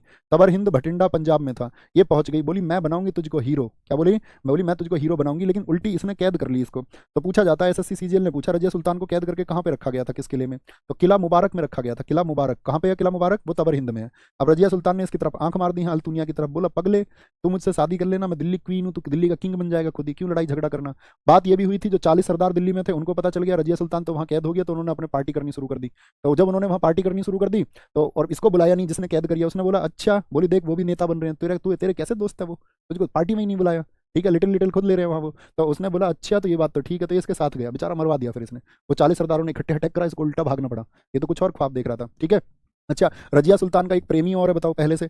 प्रेमी जिसको हम काला गुलाम बोलते हैं, तो कौन था वो? याकूत खान था, जिसके बारे में कहते थे कि ये अपनी गोदी में रजिया सुल्तान को घोड़े पे बिठाता है। ठीक है, तो याकूत खान, इसको भी याद रखेंगे, ये भी बहुत इंपॉर्टेंट है। रजिया सुल्तान किसकी बेटी है? तो ये पूछ रजिया सुल्तान किसकी पूर्ववर्ती थी, किससे पहले बैठी? तो बहराम शाह से। बहराम शाह जो था वो 1240 से 42 था। ठीक है, तो इससे पहले बैठ गई थी रजिया सुल्तान, और इस्लामिक इतिहास की पहली महिला बनी। किसकी? इस्लामिक इतिहास की पहली महिला बनी, जो किस पे बैठी थी साथी आपका? गद्दी पे बैठी या सुल्ताना बनी। कौन सी अंशांश रेखा देश की जलवायु को प्रभावित करते हुए भारत के मध्य से होकर गुजरती है? भारत के मध्य से, तो भूमध्य रेखा गुजरती है क्या भारत के मध्य से? ये तो नहीं गुजरती है भैया। मकर रेखा गुजरती है, मकर रेखा तो 23.5 डिग्री, 23.5 डिग्री साउथ में ये गुजरती है क्या? नहीं भैया। कर्क रेखा 23.5 डिग्री नॉर्थ में है। बताओ कर्क रेखा कितने भारतीय राज्यों से गुजरती है? कितने भारतीय राज्यों से गुजरती है कर्क रेखा? तो आप बोलेंगे भैया कर्क रेखा की अगर मैं बात करूं तो ये आपका 8 स्टेट से गुजरती है। क्या बोलोगे? 8 स्टेट्स कौन कौन से हैं? बोलो वही फटाफट से। पूछ लेता किस से नहीं गुजरती है? मिजोरम से गुजरती है? आप बस हाँ या ना बोलते चलो, हाँ या ना। त्रिपुरा से गुजरती है। मित्र पर पैसे क्या? पश्चिम बंगाल। रे से क्या? राजस्थान। मित्र पर गमछा झार, राजस्थान। क्या बोलोगे? मित्र, मित्र पर गमछा। गैसे क्या बनता है आपका? गुजरात। लेकिन एसएससी ने इस बार सीपीओ में कमाल कर दिया। क्या क्वेश्चन पूछा था? गुजरात, फिर आपका मित्र पर गमछा, गए में छया, मध्य प्रदेश। देखो क्वेश्चन क्या था सीपीओ में इस बार, कमाल। क्या बोलेंगे? छत्तीसगढ़, छत्तीसगढ़ और आपका झारखंड, झारखंड। मित्र पर गमछा, झार। क्वेश्चन पूछ लिया 8 कर्क बिंदुओं में से कौन सा एक नहीं है? कर्क बिंदु नाम से प्रश्न दे दिया, यानी कि सिर्फ स्टेट नहीं, कर्क बिंदु। तो इनमें गवर्नमेंट ने कर्क पॉइंट भी बना रखे हैं। जैसे मिजोरम का कर्क पॉइंट कौन सा है? चंपई है। कौन सा बोलेंगे? मिजोरम में चंपई है। त्रिपुरा में आपका उदयपुर है, राजस्थान वाला नहीं, त्रिपुरा वाला उदयपुर है। पश्चिम बंगाल में आपका साथी कृष्णा नगर है। कौन सा है? कृष्णा नगर है आपका वेस्ट बंगाल में। और राजस्थान की बात करें, राजस्थान कालिंजर किला, कालिंजर फोर्ट है। क्या? कालिंजर है, कालिंजर। ठीक है। गुजरात में आपका जसदण है। कौन सा? जसदण है। मध्य प्रदेश में साजापुर है। कौन सा? साजापुर। छत्तीसगढ़ में आपका साथी सोनहट है। और यहाँ पे आपका झारखंड में आपका लोहरदगा है। क्या है? लोहरदगा है। ठीक है, ये याद रखने हैं। तो ये 8 क्या है? हमारे कर्क पॉइंट्स हैं। क्या है? कर्क पॉइंट्स हैं। अच्छा, कर्क रेखा मुझे बताओ कितने देशों से होकर गुजरती है? कितने देशों से होकर गुजरती है कर्क रेखा? मुझे बताओ कर्क रेखा कितने कंट्रीज से या कितने कॉन्टिनेंट से, कितने महाद्वीपों से होकर गुजरती है? और कितने आपका वाटर बॉडीज से, अर्थात कितने जल निकायों से होकर गुजरती है? तो याद रख लेना, देश इसके 17 हैं। महाद्वीपों की अगर हम बात करते हैं तो 3 महाद्वीप हैं और 6 जल निकाय हैं, 6 जल निकाय हैं। मुझे बताओ कर्क रेखा के सबसे नजदीक राजधानी कौन सी है? सबसे नजदीक राजधानी, सबसे नजदीक कैपिटल कौन सी है? तो सबसे नजदीक कैपिटल आप बोलेंगे रांची है। कौन सी? रांची, जो झारखंड की है। और इन्हीं में 8 में सबसे दूर कैपिटल कौन सी है? इससे सबसे दूर राजधानी जो है वो जयपुर है, राजस्थान की। कौन सी भैया? जयपुर, राजस्थान जो है वो सबसे दूर है। अच्छा, एक क्वेश्चन और बताओ, जैसे कर्क रेखा 8 राज्यों से गुजरती है और कर्क रेखा है 23.5 डिग्री नॉर्थ, तो ऐसी भी तो कोई रेखा होगी जिससे मैक्सिमम राज्यों से गुजरती हो भारत के, और ज्यादा से ज्यादा राज्यों से गुजरती हो। तो सबसे ज्यादा राज्यों से कौन सी लाइन गुजरती है बताओ? सबसे ज्यादा राज्यों से कौन सी लाइन गुजरती है? तो सबसे ज्यादा राज्यों से गुजरती है दोस्त आपका, सबसे ज्यादा राज्यों से गुजरती है 24 डिग्री नॉर्थ। ठीक है, 10 राज्यों से गुजरती है। कितनी? 24 डिग्री उत्तरी रेखा। कितनी? 24 डिग्री उत्तरी रेखा गुजरती है। ठीक है बेटा, मेहनत करते रहो, बस मेरे आंसर से लिंकअप करना है ना। आंसर सोचना नहीं पता तो कॉपी में नोट कर लेना, बहुत सारी चीजें आपको पता है। जैसे एक बच्चे ने बोला माही नदी कर्क रेखा को 2 बार काटती है, तो इस बच्चे की तरह आपको होना है, इस बच्चे की तरह होना पड़ेगा, है ना। तब आप एडवांस लेवल के स्टूडेंट धीरे धीरे हो जाएंगे। पृथ्वी की गोलाकार आकृति के कारण 180 डिग्री देशांतर को क्या नाम दिया गया है? बताओ भाई। ग्रीनविच रेखा, ये तो भारत और जीएमटी के बीच में कितने का अंतर है? 5.5 घंटे का। सब जानते हैं कितना अंतर है जीएमटी और इंडियन स्टैंडर्ड टाइम में? 5.5। भूमध्य रेखा, ये तो 0 डिग्री लाइन है, 0 डिग्री लाइन है। इसको तो बोलते हैं हम इक्वेटर, इक्वेटर बोलते हैं, भूमध्य रेखा बोलते हैं इसको, भूमध्य रेखा बोलते हैं। ठीक है, और इसको और क्या कहते हैं हम? एक इसको विषुवत रेखा भी कहा जाता है, विषुवत रेखा, विषुवत रेखा भी इसको बोलते हैं। ठीक है, विषुवत रेखा ये तो नहीं होगी आपका, इसको बोलते हैं international date line, international date line है ये। ठीक है, और इंटरनेशनल डेट लाइन की स्थापना कब हुई थी? 1884 में, 1884 में। मुझे बताओ जो साथी आपका भारत की बात करें, भारत की जो मानक देशांतर रेखा है वो कितने डिग्री से गुजरती है और कितने कितने राज्यों से गुजरती है? तो मानक देशांतर रेखा जो है, जो स्टैंडर्ड साथी हमारा स्टैंडर्ड टाइम लाइन है, वो आपका 5 स्टेट से गुजरती है। 5 स्टेट कौन से हैं? यूपी, एमपी, छत्तीसगढ़, क्या बोलेंगे, यूपी, एमपी, नहीं क्या बोलते हैं, यूपी में छत आंधी, हाँ, आंध्र प्रदेश, आंध्र प्रदेश और उड़ीसा, उड़ीसा क्या बोलते हैं उसको, यूपी में छत आंधी में उड़ गई, ठीक है। यूपी में UP, MP, CH4 Chhattisgarh, Andhra Pradesh और उड़ीसा। तो जैसे कर्क रेखा 8 से गुजरती है तो मानक देशांतर रेखा कितने से गुजरती है, 5 से। क्या बोलोगे, यूपी में छत आंधी में उड़ी, याद रखेंगे। और ये कितनी डिग्री है, तो याद रखेंगे ना, 82.5 डिग्री है, 82 डिग्री 30 मिनट पूर्वी है। पूर्वी का मतलब ईस्ट होता है, ईस्ट पूर्वी रेखा है, ओके। भारत का पहला बायोस्फीयर रिजर्व कौन सा है, कमाल सा आंसर आ जाए। ज्योग्राफी का बड़ा शानदार सा प्रश्न है। भारत का पहला, क्या बोलेंगे, बहुत शानदार, वेरी गुड, कौन सा है, तो सुंदरबन है क्या, सुंदरबन नहीं भैया, नीलगिरी है। किस वर्ष में आपका नीलगिरी को बायोस्फीयर रिजर्व चुना गया था, 1986 में। बायोस्फीयर रिजर्व का मतलब क्या होता है आपका, आप बोलेंगे भैया जीवों को संरक्षित करने के लिए एक योजना सरकार की हो। बायोस्फीयर रिजर्व टोटल कितने हैं देश में, बोलो, मैं बोलूंगा BSR, बायोस्फीयर रिजर्व हमारे देश में कितने हैं, कुल 18 हैं। क्या बोलोगे भैया, कुल 18 हैं। अच्छा, आपका यहाँ पे क्वेश्चन आता है, मैन एंड बायोस्फीयर में कितने शामिल हैं, भारत के कितने कितने बायोस्फीयर रिजर्व हैं जो MAB में शामिल है, मैन एंड बायोस्फीयर में, तो 11 इसमें शामिल है। क्या बोलोगे, 11 इसमें शामिल है। सबसे बड़ा बायोस्फीयर रिजर्व कौन सा है, सबसे बड़ा जैव आरक्षित क्षेत्र, सबसे बड़ा बायोस्फीयर रिजर्व या जैव आरक्षित क्षेत्र कौन सा है, तो कच्छ है। और कच्छ कहाँ पे है दोस्त, गुजरात में। और गुजरात किस बात के लिए जाना जाता है, जंगली गधे के लिए जाना जाता है। बोलो फटाफट से, किसके लिए, जंगली गधे के लिए। सबसे छोटा बायोस्फीयर रिजर्व कौन सा है, बताओ, सबसे छोटा बायोस्फीयर रिजर्व कौन सा है, तो वो बोलेंगे आप डिब्रूगढ़ है। अब मैं आपसे क्वेश्चन पूछूंगा, बताओ डिब्रूगढ़ कहाँ पे है, डिब्रूगढ़, जिसको डिब्रूगढ़ सैखोवा भी हम बोलते हैं, कहाँ पे है दोस्त, बोले असम, असम में है। तो ये क्या है, ये सबसे छोटा है, ये सबसे छोटा है, ये सबसे छोटा। अरे तुम्हें यार सब कुछ पता है, चलो बता दो, कठिन सा पूछ लूं, पहला समुद्री बायोस्फीयर रिजर्व बता दो कौन सा है, तब मानूंगा तुम सिलेक्शन के लायक हो, जो भी आंसर कर दे। पहला समुद्री बायोस्फीयर रिजर्व कौन सा है, आंसर करें भैया, बोलो फटाफट से। तो क्या बोलोगे भैया, मन्नार है, जो तमिलनाडु में है। और यहाँ पर क्या मिलती है, समुद्री गाय, लिखा भाई किसी ने मन्नार। क्या बोलेंगे, यहाँ पे मिलती है डुगोंग समुद्री गाय, कहाँ पे पड़ता है, ये तमिलनाडु में, जहाँ भारत श्रीलंका का बॉर्डर है, कहाँ पे, यहाँ पे स्थित है आपका, यहाँ पे स्थित है, मन्नार की खाड़ी, ऑप्शन डी, ऑप्शन डी आ गया। बोलो भी फटाफट से, भैया ये तो नहीं बना, नहीं बना तो बेटा अभी तैयारी की जरूरत है। क्यों नहीं बना, हमने तो पढ़ाया हुआ है, और इतने सारे बच्चे आंसर कर रहे हैं, तो क्यों कर रहे हैं, आपको भी करना चाहिए। भारत का नेशनल पार्क निम्न में से कौन सा युग्म सही है, साइलेंट वैली राष्ट्रीय पार्क की कर्नाटक में है क्या, नहीं भैया, साइलेंट कहाँ के लोग होते हैं, केरल के होते हैं, केरल के सबसे ज्यादा साक्षर है ना, पढ़े लिखे हैं। बांधवगढ़ कहाँ का है दोस्त, बोला जरा, राजस्थान का नहीं, बांधव और माधव सब MP के हैं। बांधव, माधव, माधव मतलब कृष्ण कन्हैया, वो सब मध्य के, हम सबके मध्य रहते हैं, कान्हा जी, माधव जी। तो कान्हा कहाँ, मध्य में, जी भैया एकदम से ठीक है। तो कौन सा युग्म सही है, तो क्या बोलेंगे, केवल 3 सही है, केवल 3 सही है। वैली बहुत पूछी जाती है, मुझे बताओ पिन वैली कहाँ पर है, पिन वैली कहाँ पर है, वैली का मतलब पहाड़ों के बीच में जो घाटी है, पिन वैली आपका भैया जी हिमाचल प्रदेश में है। फ्लावर वैली कहाँ पर है, बताओ, फूलों की घाटी कहाँ पर है, फ्लावर वैली कहाँ पर है, तो ये दोस्त आपका उत्तराखंड में है, कहाँ पर है, उत्तराखंड में। नुब्रा वैली बताओ कहाँ पर है, नुब्रा वैली जो है वो दोस्त लद्दाख में है, कहाँ पर है, ज्योग्राफी में आपने इन सबको पढ़ा होगा। मुझे बताओ आप एक बार, कंबम कहाँ पे है, कंबम कहाँ पे है दोस्त आपका, तमिलनाडु में है।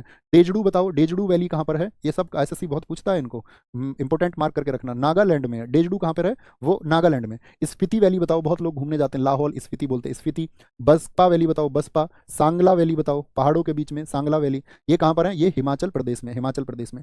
और बताओ सिलिकन वैली कहाँ पर है देश में, सिलिकन, तो सिलिकॉन वैली है आपका कहाँ पर दोस्त, बंगलुरु में, कहाँ पर, बेंगलुरु में, बेंगलुरु में। अरकू वैली कहाँ पर है, अरकू, तो आप बोलेंगे अरकू जो घाटी है दोस्त वो हमारा, वो आंध्रा में है, कहाँ पर है, अरकू वैली आंध्र प्रदेश में है, कहाँ पर है, अरकू वैली आंध्र प्रदेश में। ये वैली याद रखेंगे। अरे कुछ बोल भी दो थोड़ा बहुत, जी भैया कर लेंगे, बोलो भाई। निम्नलिखित विकल्पों में से अर्थव्यवस्था के प्राथमिक क्षेत्र की पहचान करें। मेजरली कितने सेक्टर्स में हम इकोनॉमी को बांटते हैं भैया, प्राइमरी सेक्टर, सेकेंडरी सेक्टर और टर्शरी सेक्टर, यानी प्राथमिक क्षेत्र, द्वितीय क्षेत्र और तृतीय क्षेत्र। प्राथमिक क्षेत्र की अगर मैं बात करूं आपसे, तो इसमें क्या होता है, कृषि और उससे जुड़ी हुई चीजें, यानी एग्रीकल्चर होगा, और एनिमल हस्बेंड्री अर्थात पशुपालन होगा। इसमें फॉरेस्ट्री भी हो सकता है, वानिकी भी हो सकता है, वानिकी यानी कि आपका फॉरेस्ट्री हो जाएगा, यानी किसान की जो जरूरत की चीजें, जैसे आप फिशिंग कर सकता है किसान, मत्स्य पालन हो सकता है इसमें, मत्स्य पालन, कृषि की चीजें। दूसरे में क्या होता है, इसमें आता है विनिर्माण। विनिर्माण का मतलब क्या होता है, विनिर्माण का मतलब है आपका किसी चीज को पैदा करने के लिए जो आपका इंडस्ट्रीज में काम हो रहा हो, यानी फैक्ट्री में जो काम हो रहा हो, किसमें, फैक्ट्री में। जैसे फैक्ट्री में मतलब जूते बनाना किसमें आएगा, शूज बन रहे हैं, अगरबत्ती बन रही है, अगरबत्ती बन रही है, कोई भी जो साथी आपका प्रोडक्शन हो रहा है, क्या कहने का मतलब है, प्रोडक्शन तो फर्स्ट में भी होता है, तो कहने का मतलब आपका विनिर्माण का काम हो रहा हो। तीसरे का आपका इसको बोलते हैं सेवा क्षेत्र, जिसमें सर्विंग आती है आपका। सेवा क्षेत्र से मतलब क्या होता है, टर्सरी सेक्टर, इसमें सेवा क्षेत्र यानी कि क्या बोलेंगे, जैसे बैंक्स हो गए हमारे, बैंक हो गए, ठीक है, हॉस्पिटल्स हो गए, एजुकेशन किसमें आएगा, इसी में आएगा, हॉस्पिटल्स हो गए आपका, एजुकेशन हो गया, एजुकेशन हो गया, ठीक है, ट्रांसपोर्ट हो गया, ट्रेड हो गया, ट्रांसपोर्ट का मतलब परिवहन हो गया, ठीक है, शिक्षा हो गई आपका, हॉस्पिटल्स हो गए, होटल्स हो गए हमारे, होटल्स हो गए, ये सब कहाँ पे आएंगे, जो लोगों के लिए सेवा का काम करें। अच्छा मुझे बताइए सबसे ज्यादा GDP की सेक्टर की है, पहले की, दूसरे की, तीसरे की, इंडिया की इकोनॉमी में सबसे ज्यादा जो साथी सहभागिता है वो किसकी है, पहले की। आप कहेंगे ज्यादा लोग तो पहले में लगे हुए हैं, लेकिन जो ज्यादा GDP को पैसा आता है वो तीसरे से आता है, लोग ज्यादा कार्यरत पहले में है, ओके, कोई दिक्कत। उद्योग, पर्यटन, बैंकिंग, कृषि, तो प्राथमिक क्षेत्र में कौन सा आ जाएगा, कृषि, बैंकिंग थर्ड में आ जाएगा, पर्यटन टूरिज्म थर्ड में आ जाएगा, इंडस्ट्रीज आपका सेकंड में आ जाएंगे, सेकंड में आ जाएंगे। भारतीय अर्थव्यवस्था में क्षेत्रों को किस आधार पर निजी और सार्वजनिक में बांटा गया है? कैसे आप कह सकते हैं किसी भी साथी इकोनॉमी को कि वो आपका क्या है, प्राइवेट है या पब्लिक है? तो उसमें ओनरशिप ऑफ एंटरप्राइज मतलब किसकी ओनरशिप कितनी है, उद्यमों का स्वामित्व। ये प्रश्न एसएससी जीडी में ही पूछा गया, बड़ा अच्छा प्रश्न है, ठीक है। अब ऐसा भी नहीं है कि खराब प्रश्न पूछे जाते हैं, जीडी में अच्छे लेवल के क्वेश्चन भी काफी पूछे जाते हैं। आप ये लिख लीजिए कि कम से कम 6 से 7 क्वेश्चन जो आएंगे ना जीडी में आपके, वो अच्छा बच्चा उनको कर पाता है। मतलब 8-10 पे तो सब पहुंच जाएंगे, 8-10 सबका होगा, ठीक है। एक उससे ऊपर बच्चा होगा, वो पहुंचेगा आपका किस पे, 12-14 पे। जो बेस्ट होगा ना अपनी तैयारी में, तो वो समझ लेना कि 16+ वही बच्चा जा पाता है। 16+ में वो 16 भी जा सकता है, वो 20 भी जा सकता है, वो 18 भी जा सकता है। फिर उसके एफर्ट्स पे डिपेंड करता है उसने कितने एफर्ट्स लगाए हैं। तो क्या बोलेंगे, उद्यमों का स्वामित्व, ओनरशिप। अगर अच्छा मैं पूछूं सरकार की हिस्सेदारी कितनी होती है, सरकार की हिस्सेदारी अगर 51% है तो सरकार की हिस्सेदारी ज्यादा होगी, ठीक है। और कंपनी एजेंसी की हिस्सेदारी जो है वो होगी आपका 49%। तो सरकार की हिस्सेदारी ज्यादा है तो आपका क्या बोलेंगे, तो भैया इस तरह से आपका क्या होगी, सरकारी कंपनी, यानी कि स्वामित्व जो होगा आपका, उसका स्वामी कौन होगा वो डिपेंड करेगा किस बात पर, किस पर, ओनरशिप ऑफ एंटरप्राइज, यानी ओनरशिप किसके पास में है। कोई दिक्कत कोई परेशानी? तो दोस्त आज की क्लास में रखते हैं 20 क्वेश्चन, और मेरे हिसाब से बहुत अच्छा एक्सप्लेनेशन करेंगे तो हम 20 ही रखेंगे। अभी आगे हालांकि साइंस के क्वेश्चन भी थे, ठीक है, उन्हें मैं कल शामिल कर लूंगा, कोई दिक्कत नहीं है, क्योंकि आज हमने शुरू में आपको गाइड भी किया 10-15 मिनट। तो हम इस क्लास की टाइमिंग रखेंगे डेली लगभग 1 घंटा 15 मिनट के करीब। कल शुरुआत से क्लास कर देंगे, कोई बातें नहीं होंगी, कल कोई बात सुनने मत आना, मत कल पूछना नोट्स कहाँ मिलेंगे, ये मैं आपको बता चुका हूँ। 4 पंक्ति सुना दो और 4 पंक्ति सुन लो मेरी और फिर भाग जाओ, ठीक है। अगली क्लास के लिए अच्छे से दौड़ लगा के जाना कि मेरी तन्हाई का मुझे गिला नहीं, क्या हुआ अगर वो मुझे मिला नहीं। मेरी तन्हाई का मुझे गिला नहीं, क्या हुआ अगर वो मुझे मिला नहीं, फिर भी दुआ करेंगे उसके वास्ते, उसे वो सब मिले जो मुझे मिला नहीं। तो ख्याल रखिए अपना बहुत सारा। और दोस्त किसी भी साथी को कोई भी बात हो मुझे तक पहुंचानी हो, जैसे कोई भी दोस्त पूछता है, तो आप मेरे इंस्टाग्राम को नोट्स कर सकते हैं, ऑफिशियल नवीन शर्मा, ठीक है, नवीन शर्मा RWA। और यहाँ पर ग्रीन स्टोरी लिखना, सिर्फ ग्रीन स्टोरी जान लेना, नहीं जानते कोई बात पहुंचानी है, मतलब मैंने बहुत सारे बच्चों को देखा कि वो बात पहुंचाना चाहते हैं तो ग्रीन स्टोरी के माध्यम से ही पहुंचाना, ओके। मिनी मॉक दिखाओ, एक बच्चे आपके मिनी मॉक का सॉल्यूशन है उसको भी देख के चले जाओ क्लास में। मिनी मॉक दिखाओ कहाँ पे, mini mock, mini mock, mini mock के लिए यार थोड़ी ताली बजा दो, तुम्हारे लिए मिनी मॉक दिया जाने वाला है। तो मिनी मॉक के लिए तो आप सब लोग इतने दिन से बात कर रहे थे, थोड़ा बोलो, मुस्कुराहट के साथ रहो। हाँ जी, जीडी की बुक आपका दोस्त 1 जनवरी को, 1 जनवरी को, जीडी की बुक नहीं, सॉरी, उसकी स्टैटिक जीके की बुक।